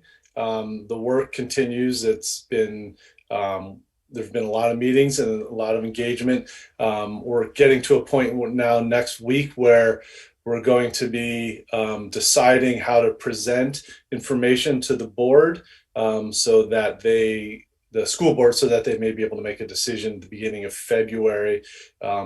As it stands now, it's looking like there won't necessarily be a specific recommendation coming from the committee, but rather a sharing of findings and data. And so there's a need to the committee has work to do to figure out how to best and most efficiently share those findings. So it's been a real collaborative process thus far. And I'll certainly keep folks updated on what these next steps are with the school board. Great, And that's thank it. you. Thanks. Yep. Yeah. Dan. I have very little to report. I'll just simply say that if anyone out there needs any dose of optimism or hope about the world, just replay the clip of Amanda Gorman's poem at the inauguration. Couldn't have asked for anything more wonderful as a gift this week. So that's all. Thank you. Yeah, I agree. All right, Jack.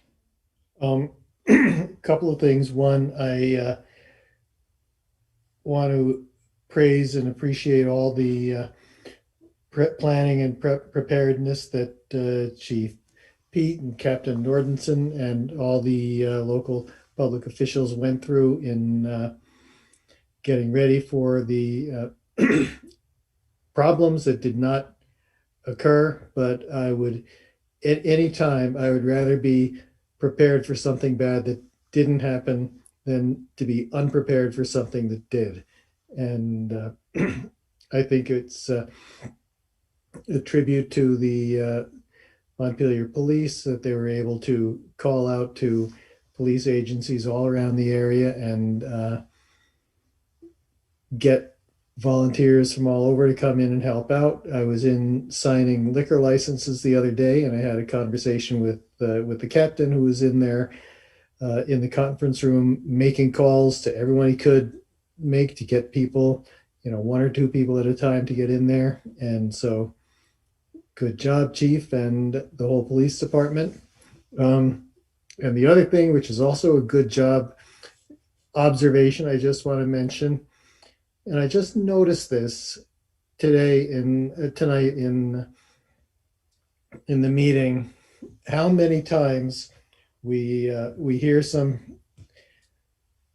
report or presentation from Bill Fraser, and he's always giving credit to department heads, the assistant city manager, people who are working through the city. He always gives credit to the people who work for us, and I think that's great. And by the same token, we've never heard Bill, when there's a mistake made, we've never heard Bill say, yeah, that was someone else who screwed that up.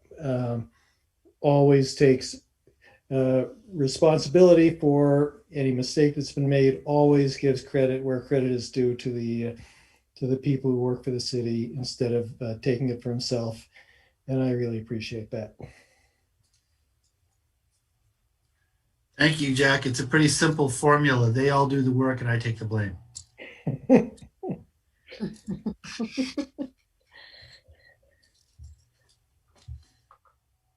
Well, thank you. And I'm yeah, fair enough. All right, Dan. No, Lauren, sorry. Only thing I just wanted to raise, it came up earlier, but really do want to think about, and maybe it's the lobbying committee getting together. I don't know the right process, but I know we are, at a point where I know I've been feeling very Pollyanna-ish with federal stimulus money, but now that it actually looks like there are real opportunities there, how are we ready with our list? I've been having conversations with some of the federal delegation folks, and I mean, they are give us projects, give us specific ideas for things. I'm thinking of our CSO, district heat, are there things that we could be putting in right now? There's a template they're asking for specific projects. Apparently they're doing more earmarky kind of things this year, and we certainly have some very well positioned senators. So I think I would love to, any way I can be helpful in that process, or I want to make sure that we're doing that work and positioning ourselves as best as possible to take advantage. So there's the short-term COVID response stimulus, there's budget reconciliation, upcoming opportunity, there's the fiscal year 22 budget that so it sounds like there's a series of opportunities, and then a more stimulus infrastructure later this spring. So I think, we could do some work soon, and then also kind of ongoing work on this, but definitely want to make sure that we're just ready and putting ideas forward so we can take advantage for whatever we can. Well, we've got it. Couldn't be in a better position with our senators. And then just in that vein as well, now that the newest budget estimates and stuff from our state level it could be good time to think about when we would reinvite our state senators and reps to revisit with us and talk about what they're seeing and, you know, how to stay engaged with them for, you know, making the best for the city as well. So just getting that back on the agenda. Thanks. Yeah, thank you. I don't have very much of an update today. Just what a delight and breath of fresh air the inauguration was. That was really fantastic. And I guess I'll leave it there for me. John. Oh, I don't know if I really have anything to say other than the filing deadline for candidates is going to be 5 o'clock on Monday. And as soon as we get that in, there's a 5:30 meeting of the Board of Civil Authority. Got to send out a link to draw lots for that. Still not sure how that's going to work virtually, but we'll figure something out. As far as, you know, lots for order on the ballot, sorry. And then they're off to the printer Monday night. So we'll see. We're doing this whole thing, soup to nuts, mail in a compressed time frame. Hopefully it'll go well. Yeah. Okay. Bill. Thank you. So I also would like to thank the Chief Pete and the whole MPD, and also State Police, Capitol Police, and all the neighboring police people. I actually was on a VLCT meeting today. I got to thank Commissioner Sherling directly for coming, you know, for working very hard to protect us. As we said, turned out that nothing happened, but that doesn't mean it couldn't have if people had seen us unprepared. And there was a lot of leadership from our police department, which I appreciated, to pull together the teams, and so all involved, and to the community who paid attention. And we had a great sort of robust group here in front making pancakes. Those wild Antifa people feeding people, and but they stayed here and not at the State House, so we appreciated that. Funny, Councilmember Hurl just mentioned lobbying. We just had this conversation end of last week about tracking the agenda and trying to figure out how to make sure we could see where that was going. And I think it's a great idea to maybe get our folks back in and try to roust up a meeting with our committee now that budget is temporarily behind us. And most importantly of all, I do, this is gonna be another one of thanking someone, but I've got to thank Cameron. She's the one that did the Bernie picture in the council chamber. And I think that's gotten the most attention for our city's website and council meeting notice that we've had in a long time. So, and it was very well done. And that's all I've got. Great. Yeah, I agree. That was awesome. All right, so I think that is the end of our agenda for the evening. So without objection, I will consider this meeting adjourned. Thank you, everyone. So long, all. Have a good evening. Mayor, can I ask a question of you real quick? Nothing to do with this. Sure. Did you manage to sign the resolution that we had from last meeting? We put it at the police department. Are you able to? Oh, I probably didn't, but I can pop over. Okay. The grant is due tomorrow at 4, and we need your signature on that document. Okay. Okay. I could also scan it to you and maybe a digital signature. Would that work? That's fine. Why don't I just plan on popping over to the police department? I'll just do that. Can we have someone run up to the high school? Yeah, I can bring it to you. Oh my gosh, that would be entirely too convenient. I'll do that. Thank you. Okay, well, I'll be there all day. So thank you. Easy. Yeah, no problem. My ride. Okay, thank you. Yeah, right. Exactly. All right. Bye, Have a good night. Bye all. Bye.